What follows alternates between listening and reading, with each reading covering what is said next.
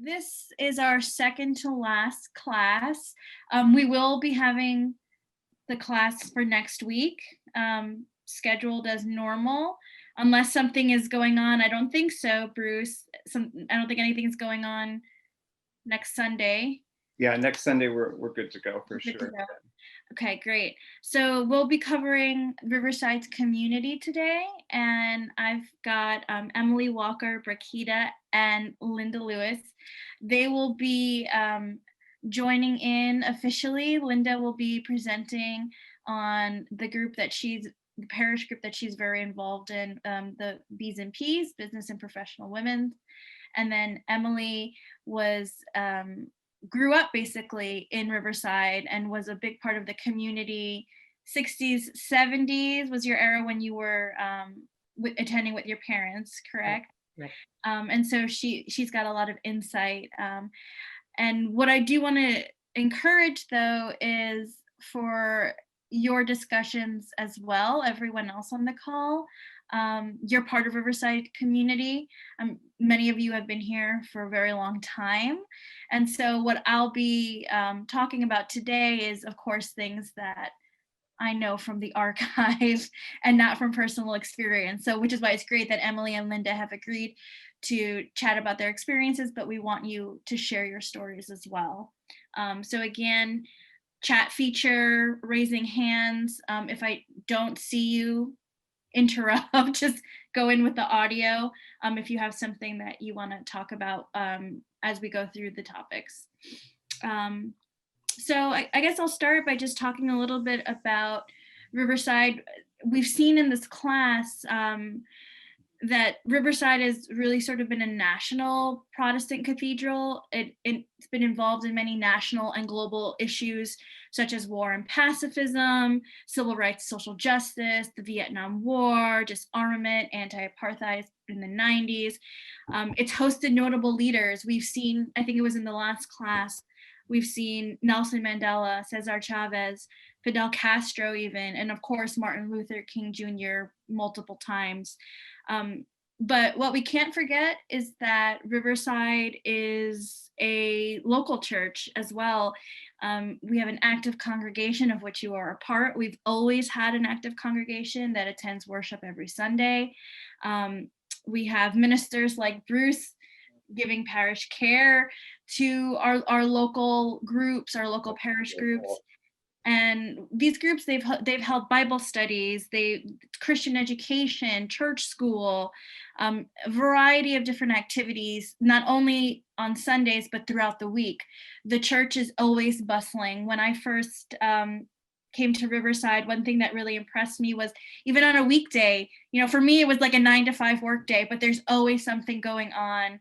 And even in the post, 5 o'clock where everybody, is really supposed to be going home, the church is still bustling.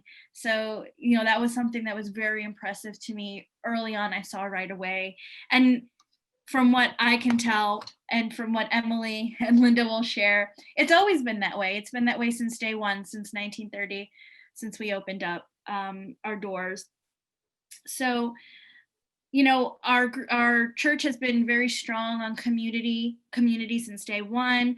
And that's really been seen throughout the years through the various parish groups that we've hosted and that have formed throughout the years, as well as our participation in the community at large in Morningside Heights, of course, the various educational institutions, as well as Harlem.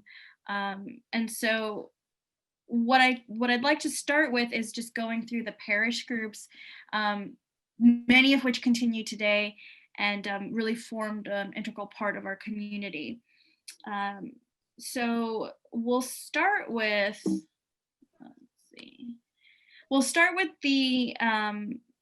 the Young Men's Bible class, a picture of which you see here. It starts actually back in 1894. We talked a little bit about this before at the Fifth Avenue Baptist Church, which was our predecessor church. And it was founded by Charles Evan Hughes, who later became the Chief Justice of the United States, of course. And then it was later headed by John D. Rockefeller Jr. In 1898. And so 46. Jeez. So we've talked about, of course, his integral role in forming Riverside with Fosdick, and we got into a little bit about his background when Vince shared about the labor, industrialism in that time period. So we know a lot about him, but he was very active. This is the precursor and really became the men's class, which is still active today. The Bible, they started with Bible study, but continued on through many different activities. Actually, interestingly, back in the 40s, they had their own library and reading room. I don't know where this was in the building. I'm not, is it 20? Does anybody know? Lynch and his name. Okay, yeah.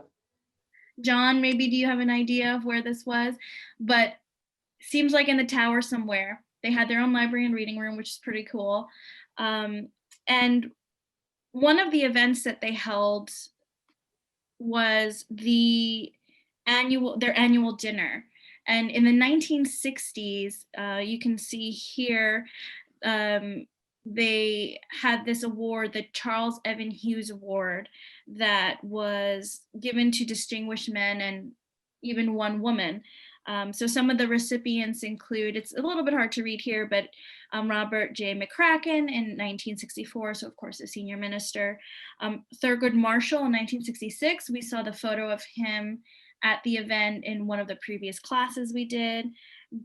Charles Glenn King, who was a biochemist in 1967, Lawrence S. Rockefeller in 1972, and Martha Peterson, so this is the woman, and she was the former operations officer of the CIA.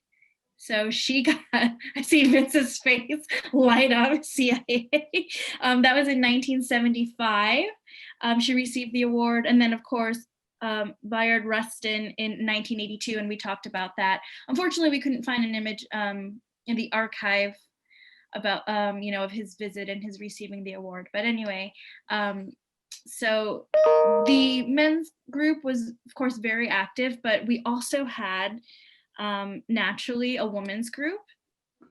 And let's see, it was called the Women's Association or the Women's Society, very much in the same vein of the men's class, where they had Bible study and they would do other sorts of activities. They met during the weekdays for fellowship service and of course Bible study. And a lot of the women in this group were actually, they were not working. And this is important because Linda will dive into the B's and P's, which were working women. So these women were typically mothers, housewives, and so they were able to meet during the day. They had their own room as well. So here's just a little bit of, this is just an image from our Carillon newsletter that talks about the women's club.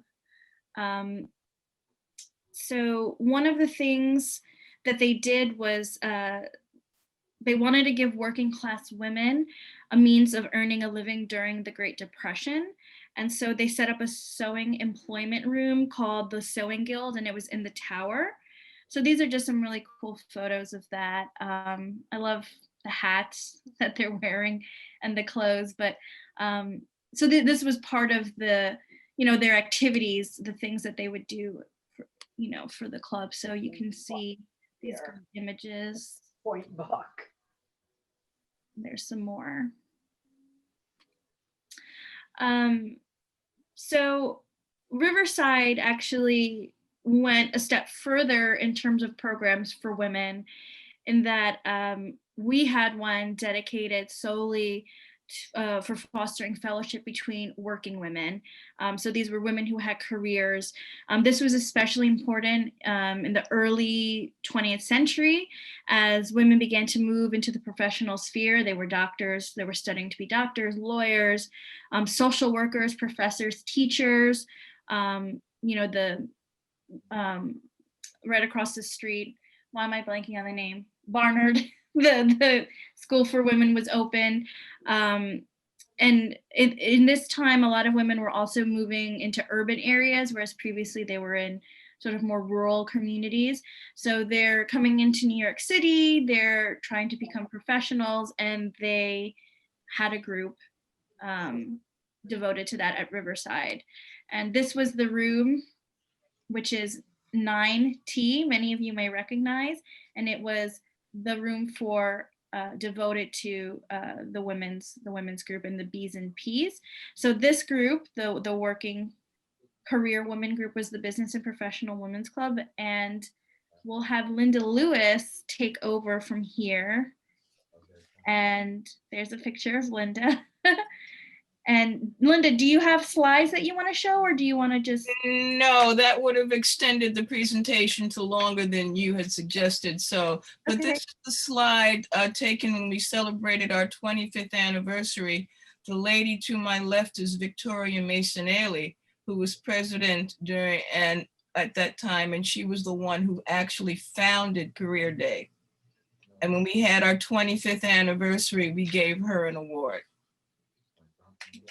Emily Anderson remembers, she was there on that day. But this is Victoria, and she actually rode up from Philly for that day. Because she lives in Philly, but works at Columbia University. So that's quite a trek. Both she and her husband work in New York. Well, could you minimize your screen for a little bit? I have my details on screen as well as in hand, but I don't want to keep doing this, and I don't want to have to. So I stop share? Yes, please. Okay. That's great. That's great. Okay, well, good afternoon, everybody. I'm Linda Lewis, and I'm president of the Riverside Church Business and Professional Women's Club, which is celebrating its 90th birthday this year. The Riverside Church Business and Professional Women's Club, called the B's and P's, is as old as the church itself and was one of its first ministries. On November 11, 1929, Mrs. Catherine Eddy, executive of the Women's Bible Class, and Mrs. John D. Rockefeller Jr. invited 18 women for lunch to discuss forming a business and professional women's club as an organization of the Riverside Church. Mrs. Rockefeller gave the organization $200 to get it started and was personally responsible for furnishing our 9th floor tower lounge, 9T, with its wood-burning fireplace to reflect a warm but dignified place for us to meet. Long before the tower was completed and the nave had its first service in October of 1930, the club held a meeting on the cloister level where 30 women met. The Constitution and bylaws were written and approved on January 6, 1930, hence our birthday month is January. In a few years, the club had grown so large that we had to meet in the assembly hall, but it is in the 9th floor tower where we have both our Christmas tea and birthday celebration each year, as well as our monthly programs. The purpose of the group is to encourage fellowship between business and professional women while educating the Riverside community about issues unique to women. Through offering cultural, social, and service opportunities, we promote spiritual growth and renewal for the church and community. Dr. King said, everybody can be great because everybody can serve. This spirit of giving back infuses the 90-year ministry of the B's and P's. Our members have served and continue to serve within the church and community, volunteering with Fellowship Hour, the Visitor Center and Gift Shop, Food Pantry, Clothing Pantry, fundraising efforts, hospitality at various church events, including last year's Party with a Purpose in support of the prison ministry. We've raised funds for the Grateful Giving campaign and Career Day. We now sponsor one of 3 Career Day scholarships given each year, as well as groups such as the Harlem Children's Zone. Many members have also volunteered at religious conclaves held at the church in the past. We were one of the sponsors of New Beginnings, a 50s plus conference which consisted of continental breakfast and lunch, workshops on financial planning, estate planning, real estate, health and wellness. Valuable planning information was distributed and a panel discussion took place between Riverside members and the community. We had a book signing for Janet Hayes, the author of How to Retire in New York City, Even If You're Not Rich. Over 55 people came out on a stormy November Saturday. We foster lifelong friendships and enjoy luncheons, operas, ballets, concerts, plays, jazz cruises, and tours and trails, which consists of interesting trips in the metro area. We have presented many programs of interest to the church, as well as our members. In recent years, we have co-sponsored a health fair, a Black History program with movies at Riverside, and a program on Alzheimer's disease. We offered programs on Lorraine Hansberry, travel slideshows, music programs, hobby shows, book signings, stress management workshops, women's health, fashion shows, and an international night, a program entitled Who Would Have Thought Seniors with AIDS.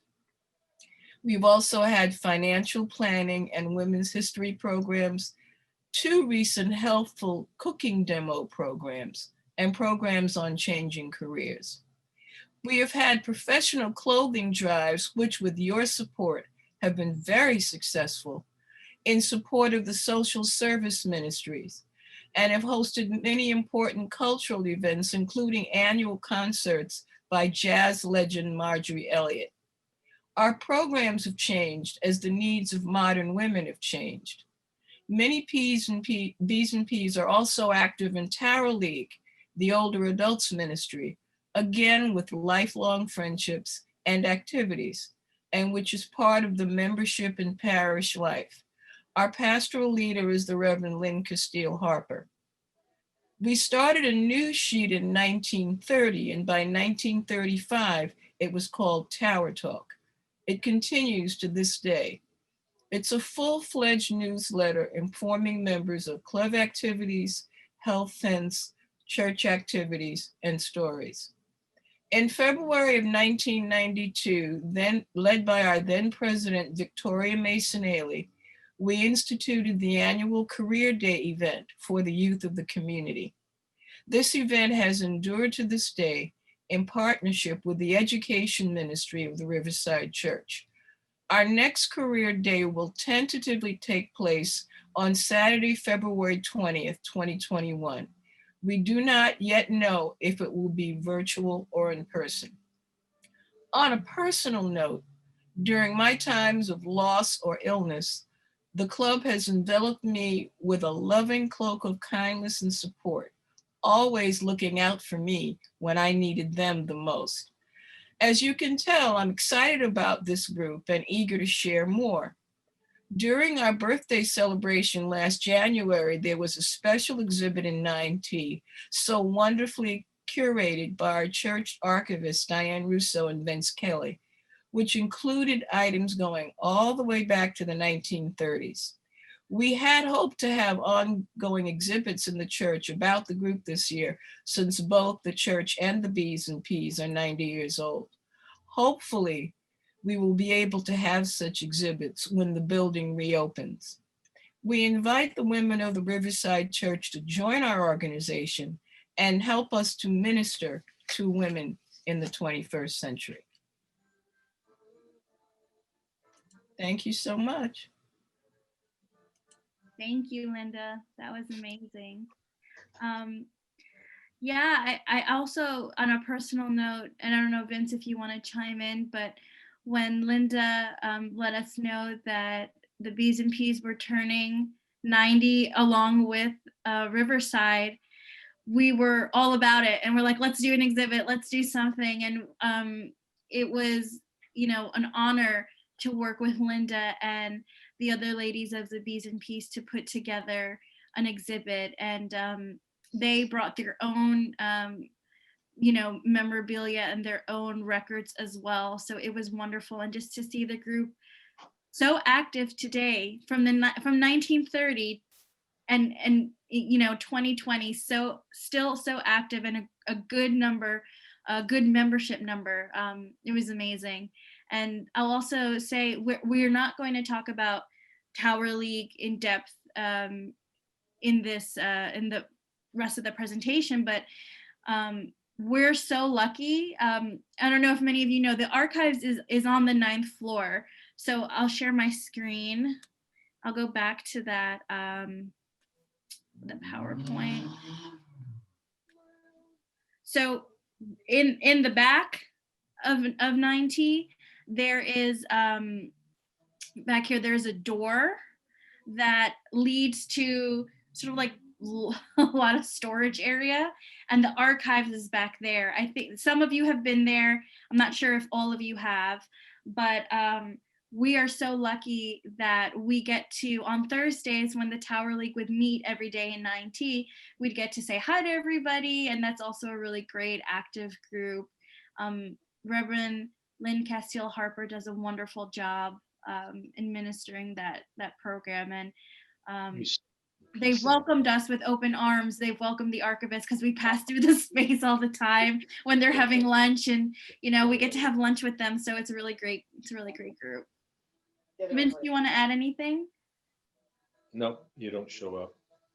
Well, I would love to add that the day that Mildred Norman and I met with you guys up in 90, and you brought out all the old tower talks and the yearbooks and the special programs that we've had, it was like a trip down memory lane, especially when you came out with that scrapbook. It was OMG. It was just so wonderful. What was great was that you and Mildred were pointing people out and saying, this is this person, this is that person. You were identifying everybody in the photos, which is so helpful. As archivists, we often have photos where we don't know who's in them. Mm-hmm. We don't have the names. There's no caption. There's a lot of times on the back there isn't anything written down, scribbled down. So we'd have no idea the names of these women, and you were able to point them out, you and Mildred. So that was really great. Well, what I'm going to try to do, Mildred has a whole lot more photos than I do. So I'm going to try and get together with her and go up to her house, put all of her photos onto a flash drive and get them to you. That would be great. So that you can have them, because I don't have half as many photos as she does. Mm-hmm. And I think that would be, that would be very helpful. And I remember one year they had an exhibit down on the Cloister level. When you go up, when you get out of the central bank of elevators and you go up the little 1 or 2 stairs and you turn left, they had glass cases in there, and they had pictures from the B's and P's when they did plays and things going back to the 40s and 50s and 60s. You probably know where they are. They're back in your room somewhere, but you guys have tons of stuff. We have amazing, mm-hmm. we have an amazing collection from the B's and P's. As Linda had mentioned, we were hoping to do an exhibit, a larger exhibit in Cloister Lounge that highlighted the B's and P's and the women of Riverside, and then COVID happened. So we're hoping when the building reopens, whenever that is, that we can revisit that. So even though it'll be post the 90-year anniversary, I think it's still a really important topic and group to highlight. And one thing that Linda brings up that I want to stress is that we're still collecting, as the archivist, Vince and I are still collecting. We want 100 years from now, 90 years from now, people to look back and see what was going on. What were the B's and P's doing in 2020?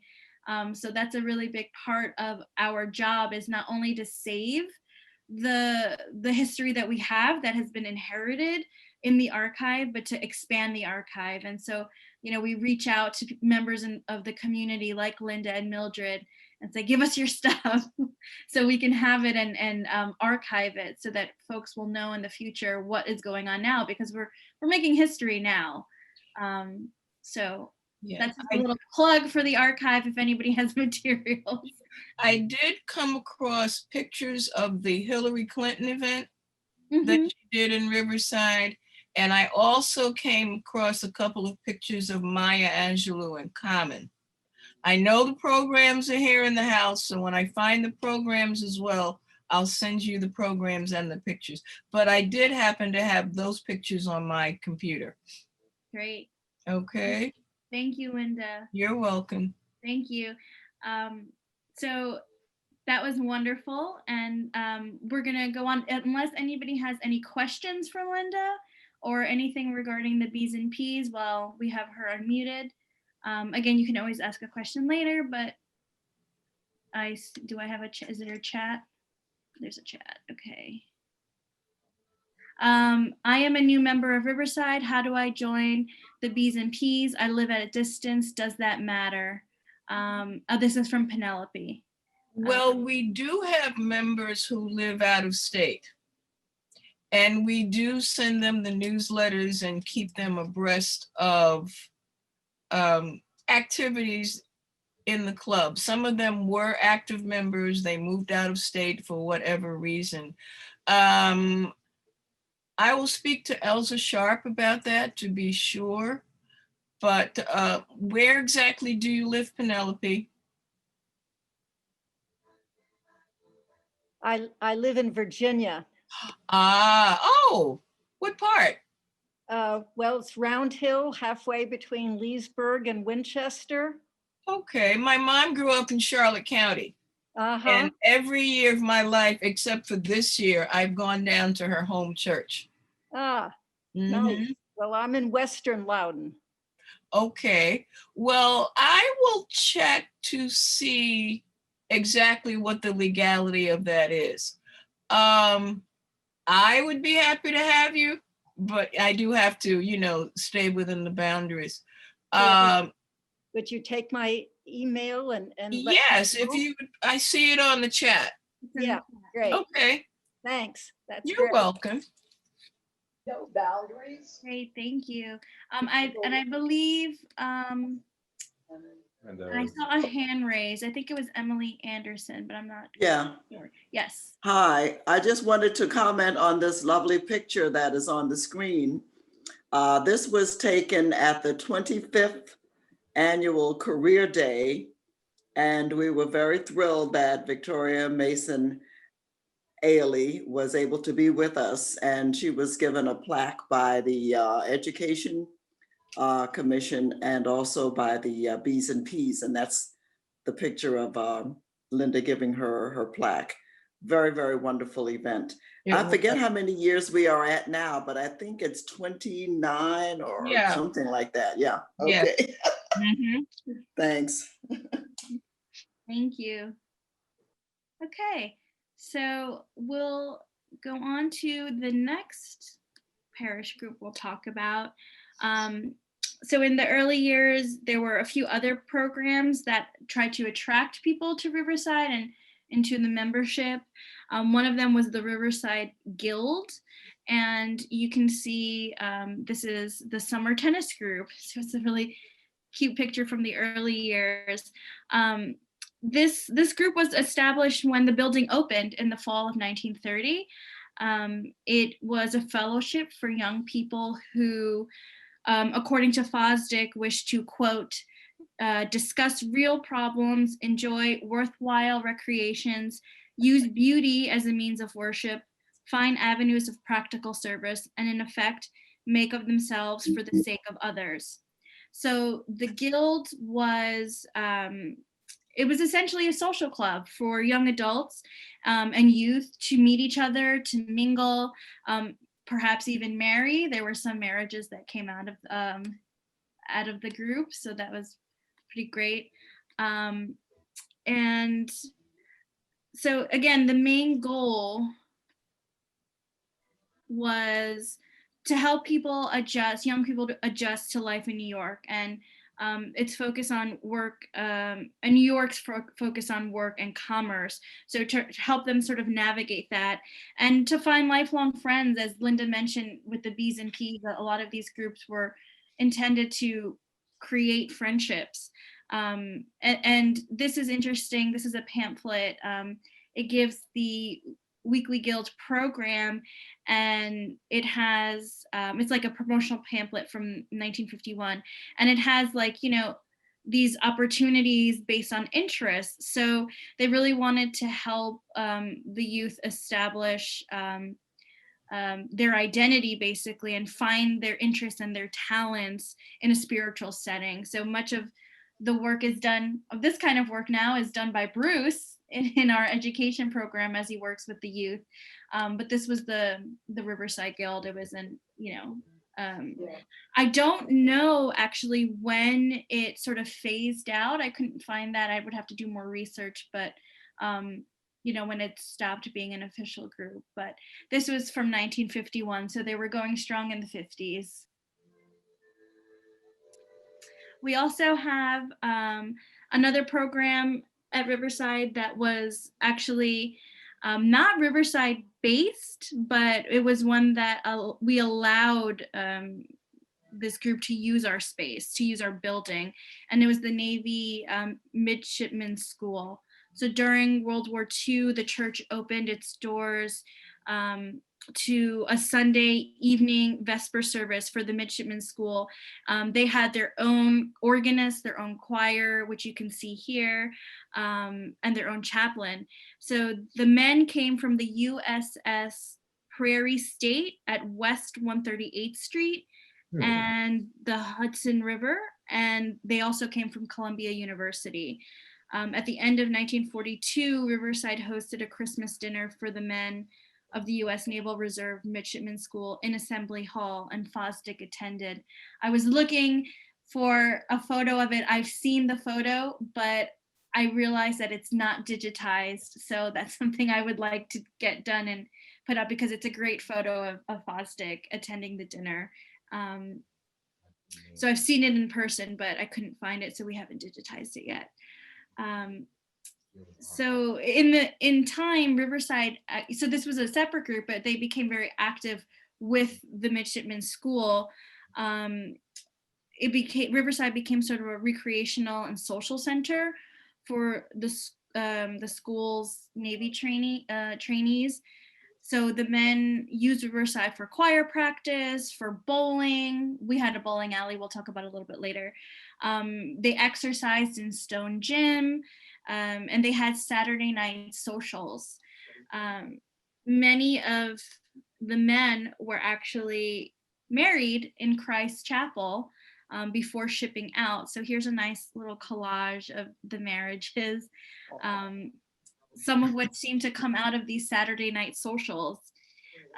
So we talked about in a previous class that Fosdick was a pacifist, but even though he had that stance, he ensured that these men got pastoral care, and he serviced their families as well while they were away serving in World War II.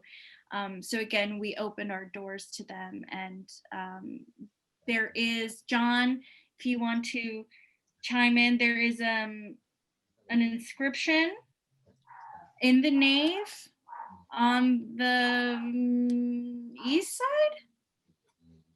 West side. West side, the west side, thank you, for the Midshipmen School.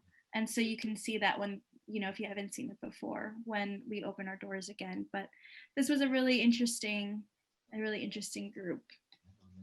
Diane, can you go back one photo where you have the whole chancel? Mhm. Yes.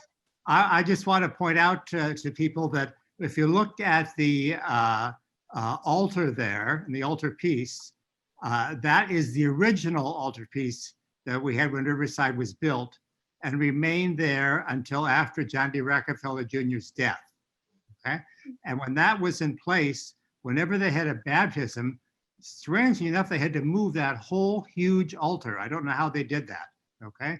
But it was a huge undertaking. So after his death, they decided to change the altar itself and put in the baptismal pool behind the altar, and the new altarpiece the new altar was installed, and that's what we see today. I think that was in the mid 60s. Great, thank you, John. Okay. So now we'll just talk very briefly about the arts and crafts program. So early on in Riverside's history, women and children and those of lower economic status were encouraged to do arts and crafts as a form of self-expression. So that was sort of the origins, and it kind of blossomed into this big arts and crafts program. Activities included painting murals and staging plays and puppet shows. In the 1930s, the program, they painted these large canvases, these large murals, and you can see Fosdick is centered here, and he's surrounded by representations of foreign and domestic mission partners. So we have these in the archive. I think there are 6 of them, and they're very wonderful pieces. And so this came out of that program. Okay. Let me finish at the arts and crafts, and then I'll get to there's a couple of questions in the chat. So here's some programs. Again, this is another one that I'm not quite sure when the program ended, but it was going strong in the 60s and 70s. So it continued on for quite a while. Excuse, going back one slide, Yes. to those 3 pictures, I understand that they were installed on the roof of the back area where you are on the 9th floor. And I can remember actually seeing them, but they were somehow taken down in good shape and restored, and now are stored against the wall, I guess. But they were actually installed in the ceiling in that back area on the 9th floor. Thank you. Yes, and I have seen some records of the restorations that they were conserved, and you're correct. They're kind of stored now against the wall in the back, in the archive area. Thank you. Okay, so before we go on to the next topic, we have from Doug Miller, is the bowling alley located at Riverside or elsewhere? So it was located in Riverside, and we're going to talk about that and show you some really cool photos in a bit. And Emily will talk a little bit extensively about the bowling alley. And then Craig Lemley has asked, where is the original altarpiece now? I do not know. In storage, John, do you want to?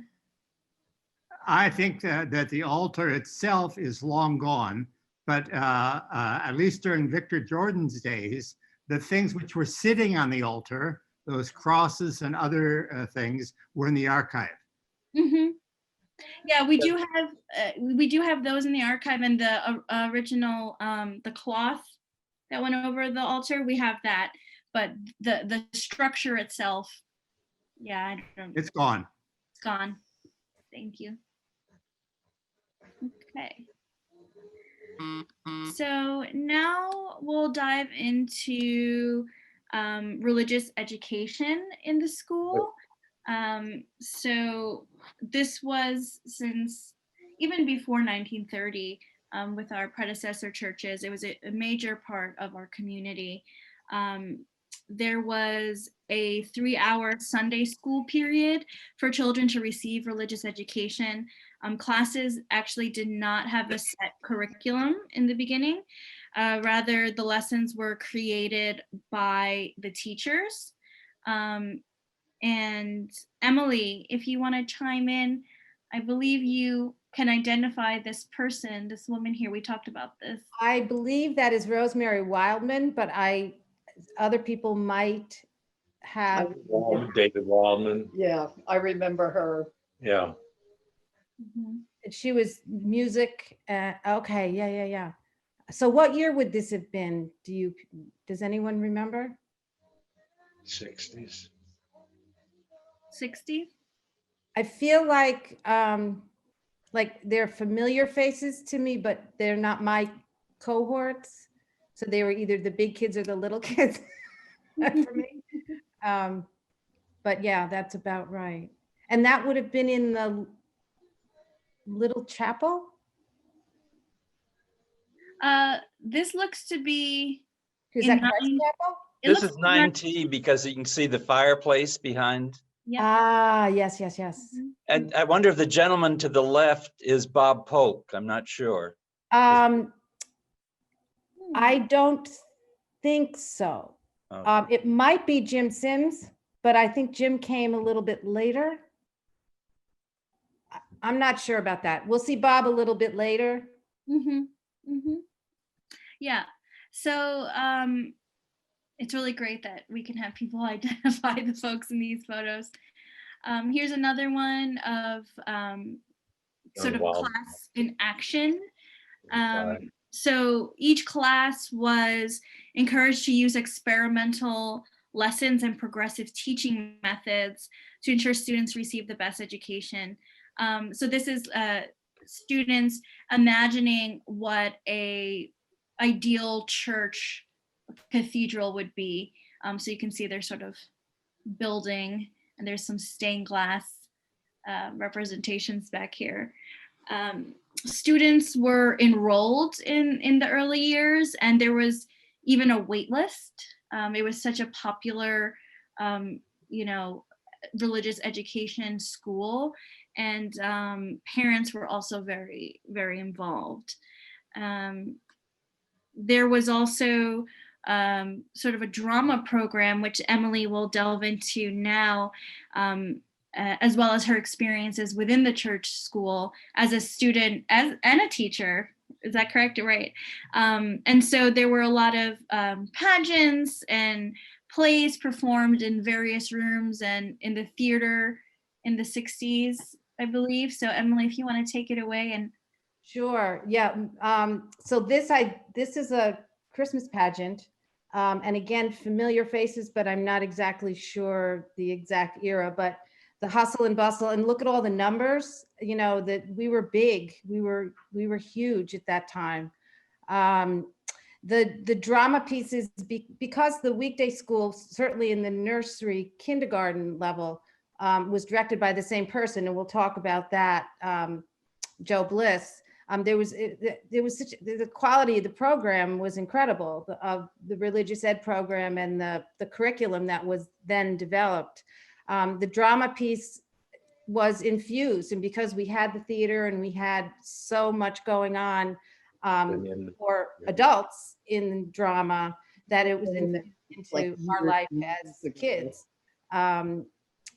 And so and I'll talk a little bit later, but in essence, as a teenager, we had an absolutely stellar drama program to participate in as part of the youth department. So we put on really incredible productions and worked hard over long periods of time. Spoon River Anthology, which is, if you know, it is a very intense play we put on as high school kids.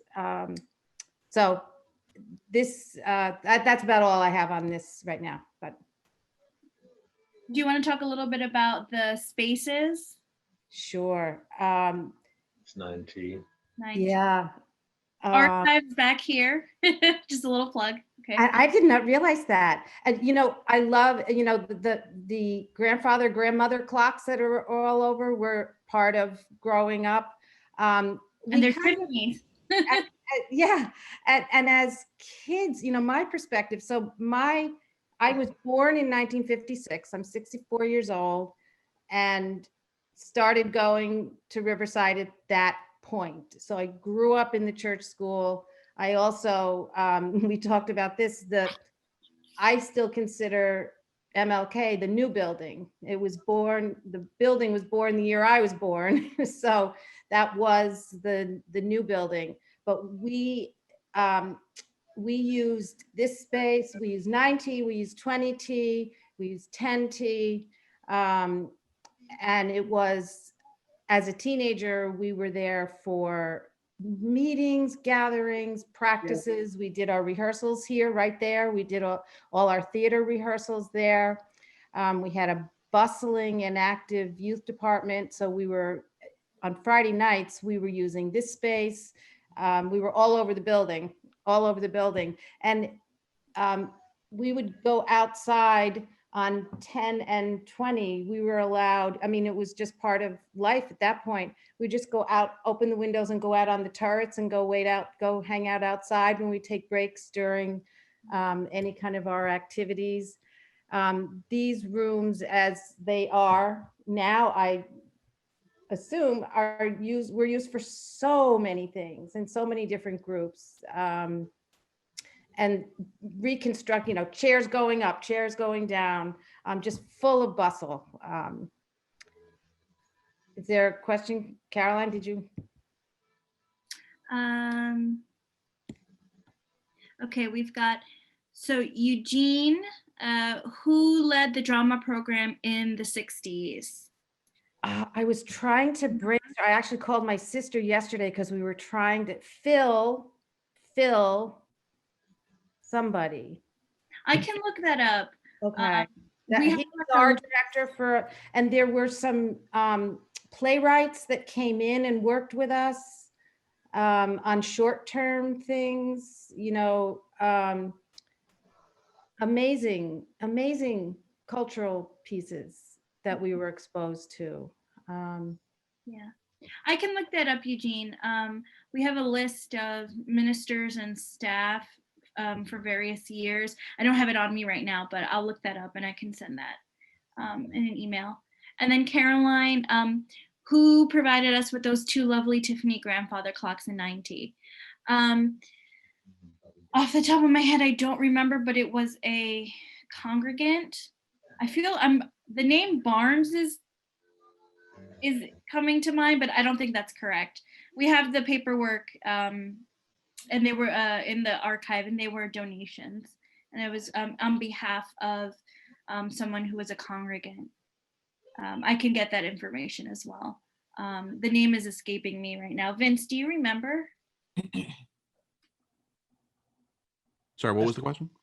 Do you remember the names of the donors of the Tiffany clocks? I'm sorry, I don't. Yeah, we have the paperwork, so I'll look that up and I'll send that out as well. That's also a very good, that was a very good picture of the door to the archives also. To the right of 9T. If you go back, there it is. Mm-hmm. Yeah. I'll also show you in 10, many people don't know this. This is a door to the archive as well. So we have a space right behind this area. Emily, did you ever go back there? We must have. We explored every nook and cranny of the building. And I don't recall what was back there. I had my wedding reception up there. That's where I had my wedding reception. I think for a period of time, I don't know if it was during your years or later, this was like a changing room for theater. Oh, yes. And that door to the right. What's that door to the right? This one here? That one. Yeah. Like an office space, not an office space, but like a space right now it's used for like storage. Okay, because that was like a change. So yes, and that was the changing room, right? And this room was full of furniture, full of beautiful furniture. And as I recall, a beautiful Oriental rug, much more, full, but that it could be moved around for events, enough so that the furniture could be shifted. Yeah, and these rooms are used today for, well, before we close, for multiple events. So again, Linda and the B's and P's had their 90th here in this room every Thursday. Tower League meets here. It's not only a space for the congregation, but it's also a space that's rented out. And so there's a lot of, when I first started at Riverside, I started in November, and in December, like every single day there was a Christmas party, like an office Christmas party held here, and I could not get any work done because the music was wonderful, but it was so loud because my office is like right off of the door where my pointer is here, so I could hear everything, but it's still very actively used spaces. So Caroline says Handbell Choir. Sorry. Oh, we had our Handbell Choir practices up there. They still are on Monday nights. Oh, really?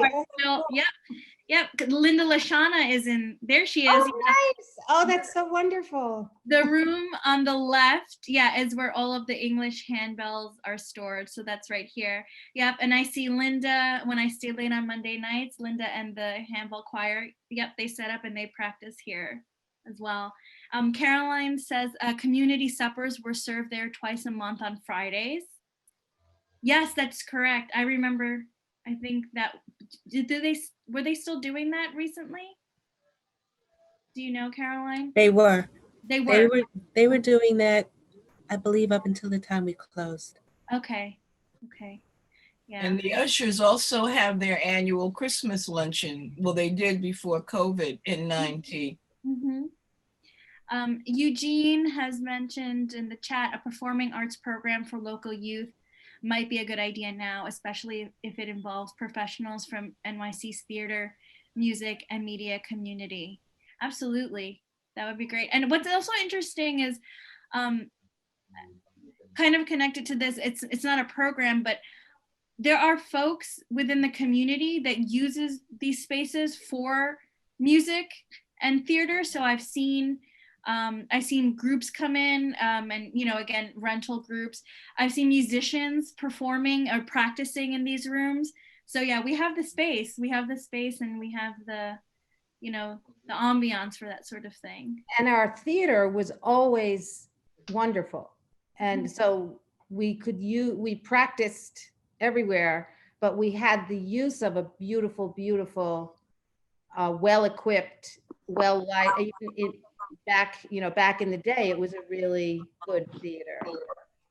So that was part of it. And RVR was right there. It was like bustling with activity. Yep. In the current shot of the theater, we'll talk about it a little bit more, but yeah, the theater went up with the MLK room, the South Wing. While we're still on theater, if I may interject briefly. Please. I just wanted to really thank Riverside. I was introduced to Riverside at University of Pennsylvania. One of the first shows that I worked on that came to Penn was Short Eyes, which was developed here at Riverside. Yes. So that was the first time I heard about the church. Show. And to Jean's question, I know, and it is somehow related with the church, but there was prior to COVID, a member from the cast of Lion King who was working here every Saturday not every Saturday, but working Saturdays here with the youth. So there is certainly some project, but believe you me, I would love to, as theater Broadway anyway, has died for us. And that was my career. And so I am so looking forward to the church being more involved into the arts. Like I said, when I first came to New York, theater at Riverside was part of everybody's weekend. Dance at Riverside, theater at Riverside was just an integral part of the arts world in the city. So I'm certainly looking forward to seeing that kind of activity, that life coming back. Yeah. While we're on the theater, we can, do you see here on the screen, I changed Short Eyes. Here's a poster. We have an amazing collection of theater posters and theater archives, because every play, every dance, the Riverside dance program, we have all of those, and they're really fantastic. Like Haley had something to do with it too. Sorry? Okay. So one thing that was interesting that we did, again, so many things that were started, but we had posters. We were going to frame theater posters and put them along the wall when you walk in.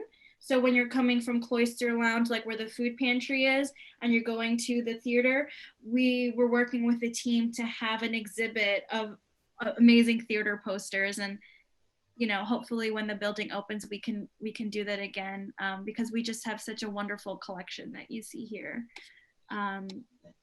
So while we're on the theater, we could just, I'll just jump ahead and talk about it, if that's okay. Let's see.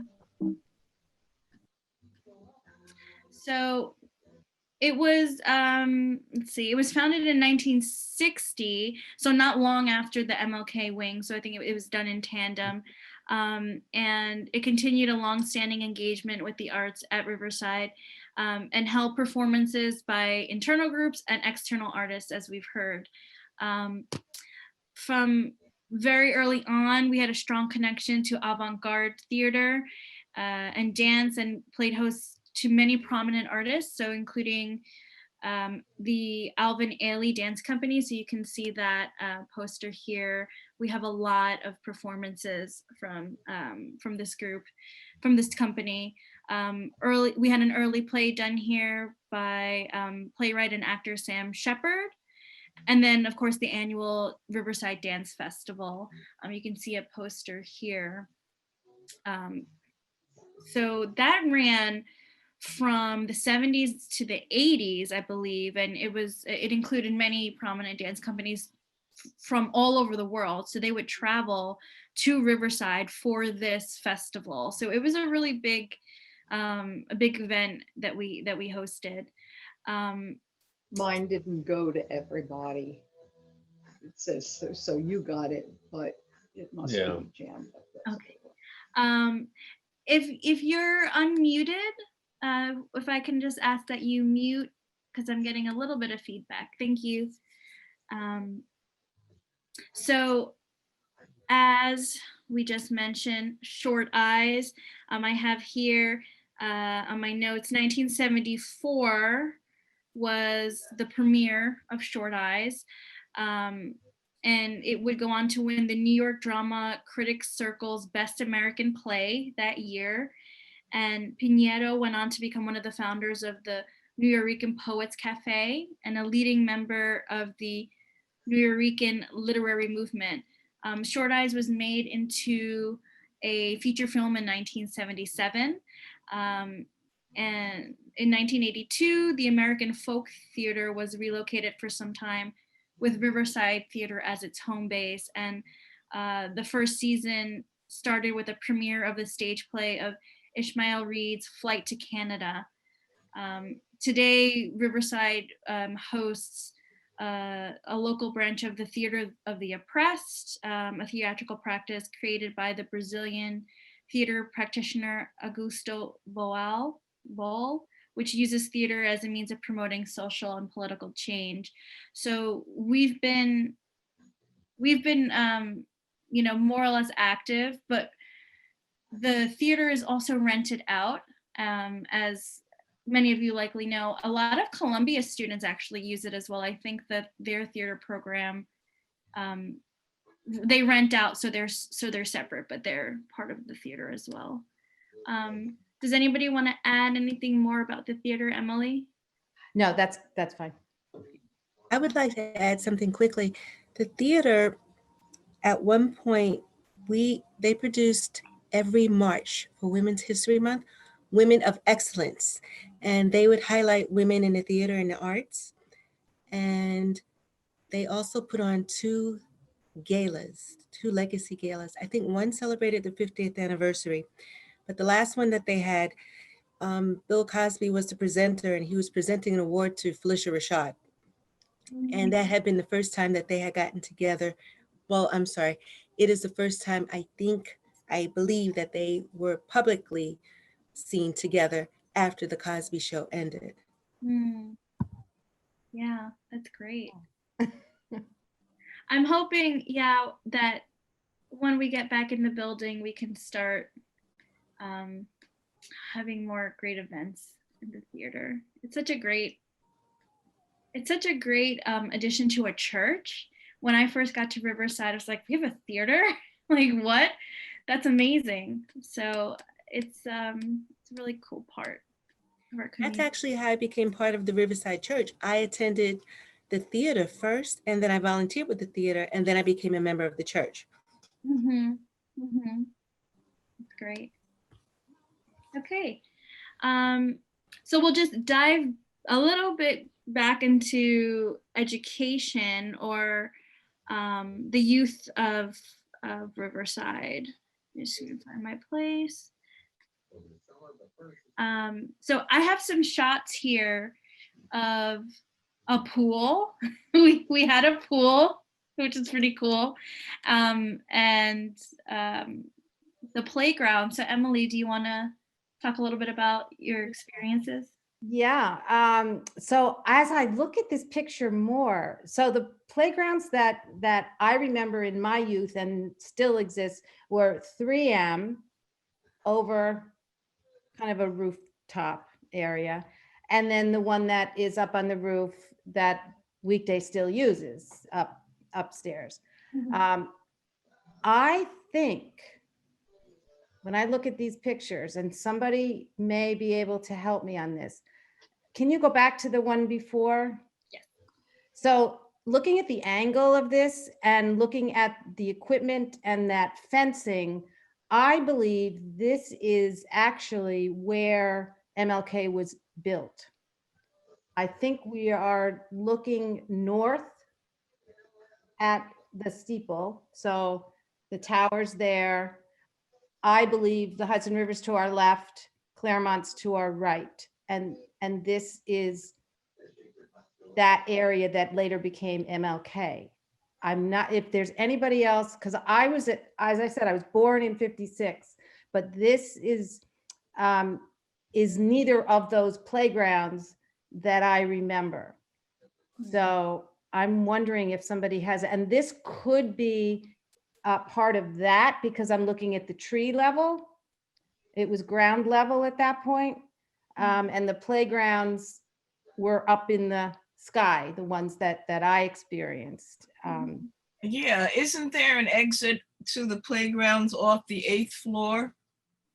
Yes. Does that have something to do with it? Is that where it is now?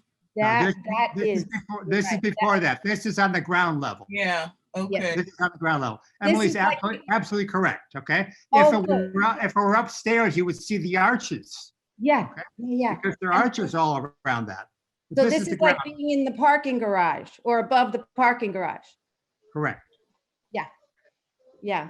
But you're right about the 8th floor is the one that's used now, and Weekday uses it. I work in one of the schools in the city, private schools, and I'm was involved in admissions a lot.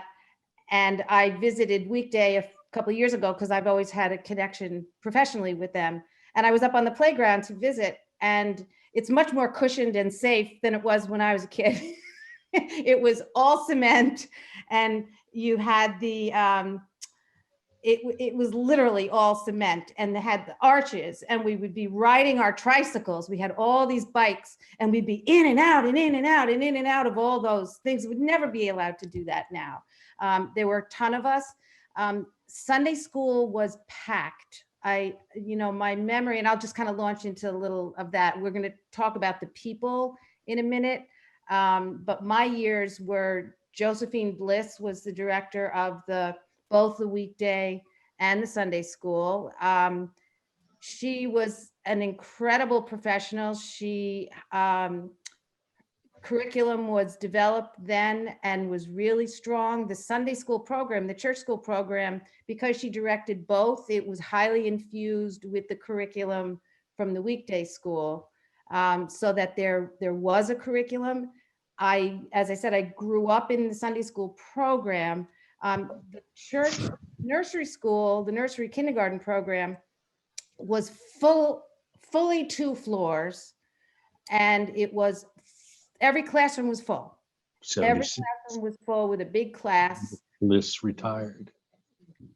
Yes, yes. And she was a huge influence on me as a person, all the way through my Sunday school years. So church school when nursery kindergarten when I was little, and then church school all the way through 8th grade.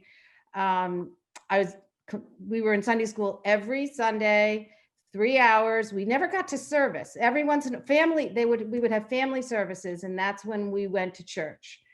We had our own chapel services, and actually whoever put together the music for the service a few weeks ago that was about children, the 2 hymns that were sung, For the Beauty of the Earth and All Things Bright and Beautiful. Does anybody know, are they still singing them? But the fact that they were chosen for that Sunday, that's what we sang in and out of chapel every week.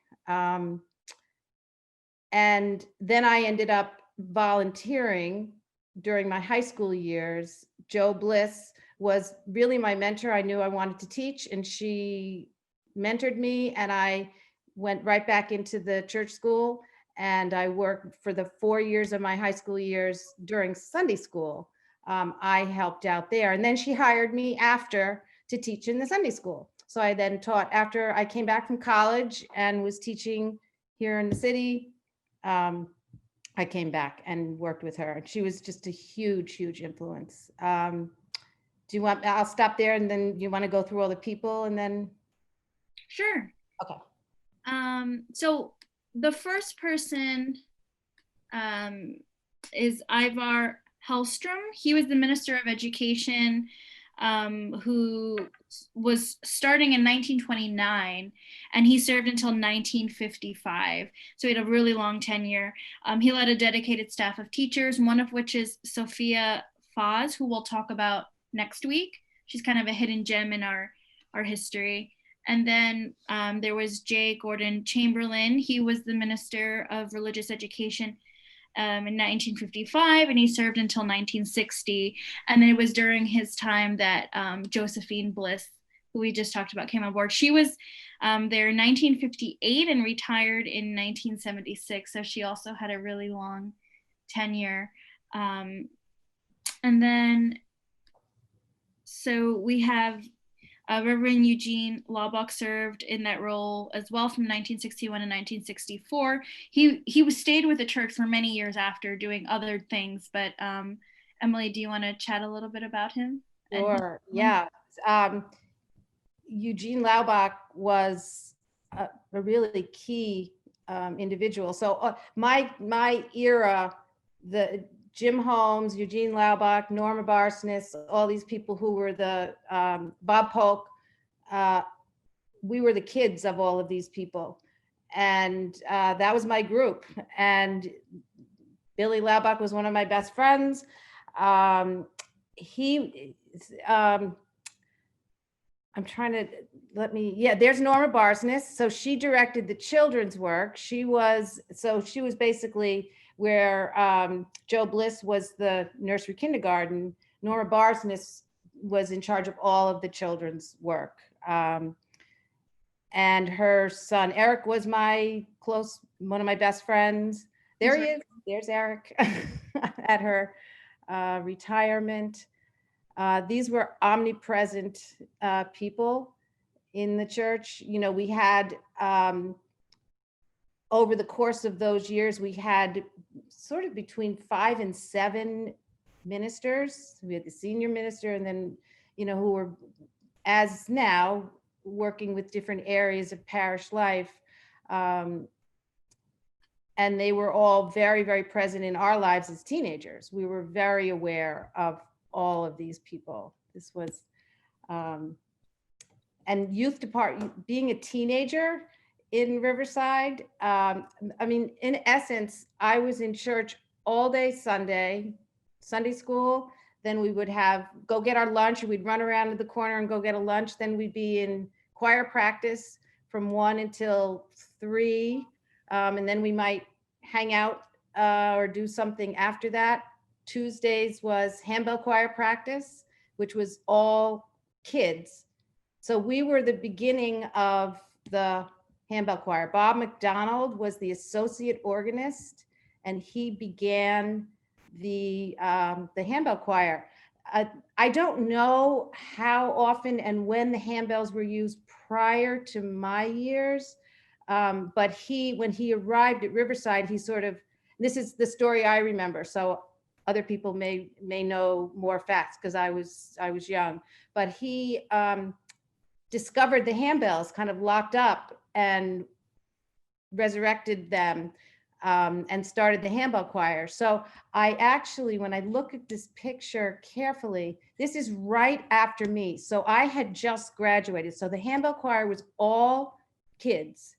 Oh, great. Okay. The person on the far right is Nancy Laubach. That's Nancy. Right And she looks a lot like her dad. When you can actually, if you look at Eugene Laubach, she's a spitting image of her dad. So I can place that in. She was about 3 years younger than I was, and I remember these kids, but they were a little bit younger. They were the group coming up behind us. So a few of these kids were in with me. And you can see how, and I love the feedback of the current handbell choir. I mean, we took such good care of those handbells. We would learn. We practiced every Tuesday. We performed concerts. We played in church, and we also went to not international really, but national handbell festivals. So we traveled as a choir. We would go. Mr. McDonald was connected with a number of handbell choirs, and there was an English handbell festival every year, and we would go and represent Riverside, and we'd play with all these other teenagers and kids from all different churches all over the United States, and play and do workshops and then play for each other. It was wonderful. And Can I interrupt for 1 second? Yes, please. Emily Anderson has noted, I see Emily Jones in the handbell choir. So yeah, there's she's Emily. the third person from the right. Mhm. Oh. The tall person there, that's Emily Jones, yeah. Oh my gosh. I remember her face. I totally remember her. Yes. Wow. So she still attends, and she has a young daughter who sings, I think, in the cherub choir. Oh, how So great. intergenerational stuff here. Isn't that the greatest? Wow. I love it. Wow. And it's continued. So, and as I understand, and obviously there are far more adults in the choir now than there were in my years. Mhm. Yeah, is Linda Lashana still on the call? Oh, here. She's written, because I know Linda is in it. And the current handbell choir has talked about how wonderful it would be to have a youth handbell choir. Yeah. Yeah. Mhm. He was a taskmaster. He really, he was, I don't know if he's still living. He went to the Newark Cathedral after he left Riverside. He was a consummate musician, and he held us really accountable. We were getting a really strong education in the handbell choir. John, do you want to make a comment? I'm not quite sure exactly what happened to Robert McDonald after he left Riverside, as other people would, I'm sure, be aware. He was an assistant organist under Fred Swan, okay? And then we lost track of him for a while. I didn't know about the Newark experience, but the next time I heard about Robert McDonald, he was traveling the world with Midori. He was Midori's professional accompanist on the piano. Oh, and he traveled all over the world with Midori. Oh my gosh. I don't know if he's still alive today. Wow. Wow, thank you, John. Linda Lewis. Oh, you're muted, Linda. I just wanted to mention that way back in the day, I worked with Norma Barsness on the curriculum committee in the Sunday school. Oh my gosh. So we probably crossed paths at some time, at some Oh, point. absolutely. And I remember one of the things was that the kids always thought of Dr. Campbell as the redheaded man Yes. preaching from the pulpit. So we got Reverend Campbell to come in to the Sunday school to meet and talk with the kids so they could identify with him more on a one-to-one basis. And it was really a wonderful thing to watch. But I worked with Norma for a couple of years. Then Yeah. I know you totally. Yeah, our paths have crossed. Well, and you mentioned Elsa Sharp. Cheryl was gosh, like close friends. I know. So that was my group, and Cheryl and my sister are the same age, and we're very, very close. Mm-hmm. Mm-hmm. Yeah. Well, if you want to know anything about Riverside Church, ask Elsa Sharp. Exactly. She has forgotten more about the building than anybody who's in it. Yeah. It might be a good idea if we could sit her down and just have her speak so that the archives could have her on tape. Yeah, an oral history. That would To be talk great. about her knowledge of the church. And she has an amazing, I saw her about 4 years ago in church, ran into her, and she knew who I was. And I haven't seen her in years. Oh, I call her the Energizer Bunny. Yeah. You know, she's very active in Tower League, very active in B's and P's. She's one of the rocks that I stand on. Mm-hmm. And you she's know? given us many things for the archive from her files as well. It's a treasure trove for sure. I know. Yeah. I know. Yeah, thank you. Rosella, in the chat, you've mentioned you have a comment about the Handbell Choir. Do you want to go ahead? Yes, I wanted to ask Emily. She mentioned her experience in the Sunday school, and I wanted to mention right now that in my notes, I have that Mr. McDonough was at Riverside in 1969.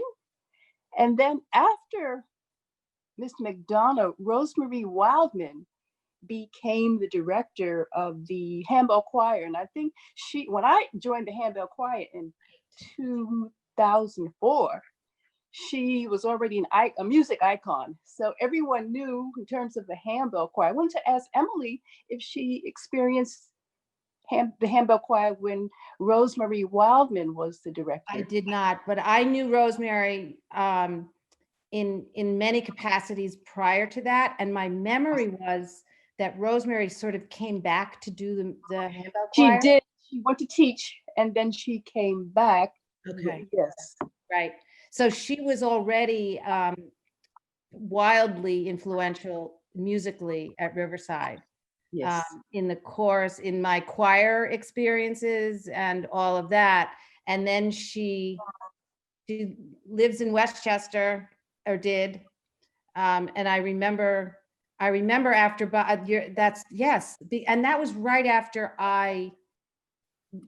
when these kids had just gone off to college when this picture was taken. So I was kind of out of the picture for a while, but I knew that she had come back. And certainly, I mean, I was out of the picture except when I was home from college, but yeah. Okay, thank you. On this matter of Rosemary, my understanding is that she was director of music for the church school during her itinerary at Riverside Church. Does anybody remember that? That makes sense. Yeah.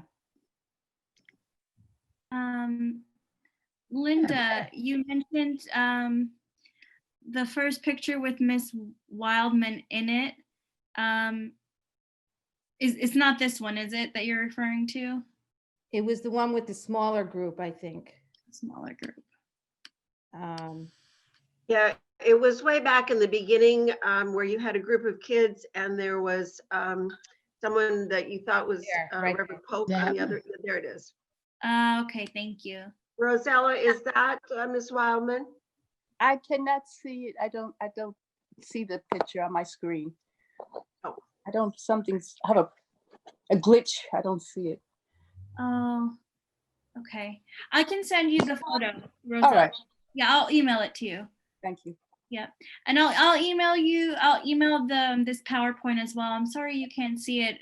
I don't know what's going on with the Zoom. Sorry about that. Okay.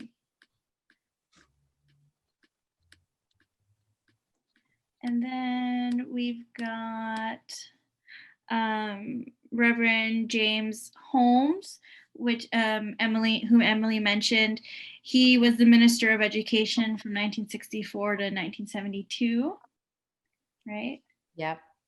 And his son Jim was part of our, I don't know, they all had kids the same age. It's kind of funny that we were all the same age, but we were. Okay. And then you talked a little bit about the Handbell Choirs. There was the youth choir, of course.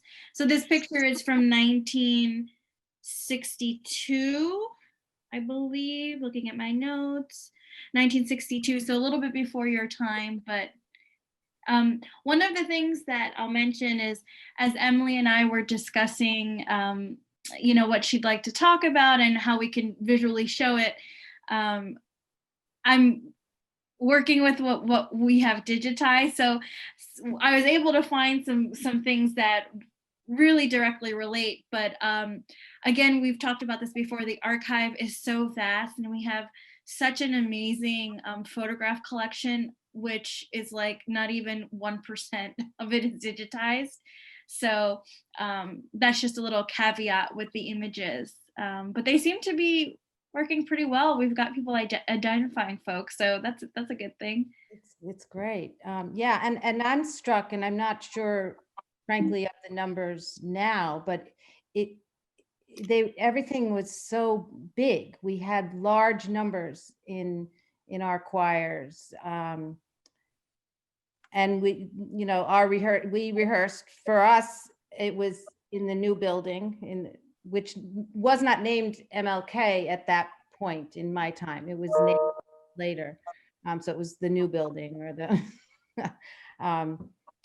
and we would rehearse on Sundays from 1 until 3. And we were all very tired after Sunday school, and it was never the right time, but it never is for kids and teenagers when it's time to practice for choir. But we really bonded that experience. We were really, and we had lots of opportunities to sing in church, and there were other performance times, as I recall. There were concerts that we would give and you know what, when you mentioned Saturdays, I do remember giving performances on Saturdays. It was just part of the arts experience at Riverside, that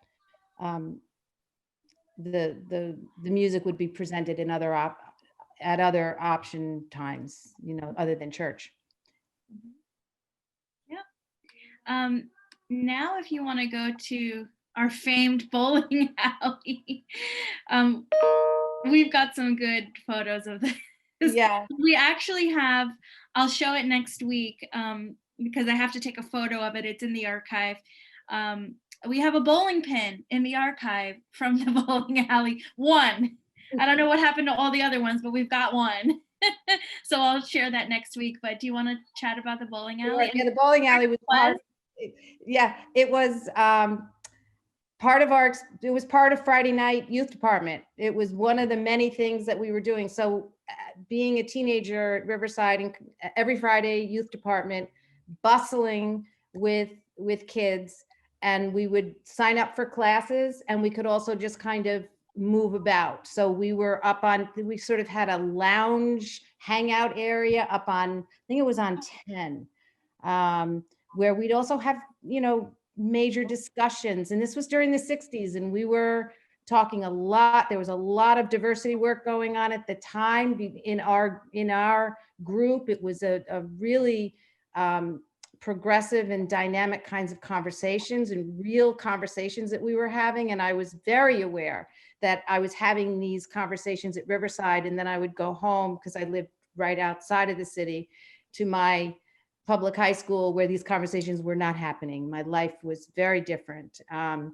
we were all there for that reason. The bowling alley downstairs below Assembly Hall. And the bowling alley was very active. And what's fun, and Diane pointed this out, and that made me remember, like, this is not an automated bowling alley. This was, somebody had to go down there. Now, these people are probably the guild you were referring to, not familiar to me. Let me picture us as teenagers down there. And somebody always had to be down at the end.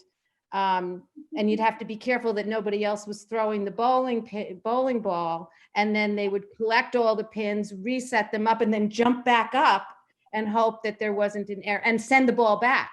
They had to literally send the ball back, set up the pins. And it was really fun.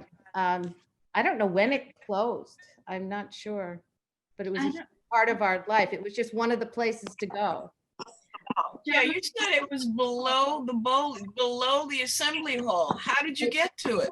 Well, so I'm having a memory of going down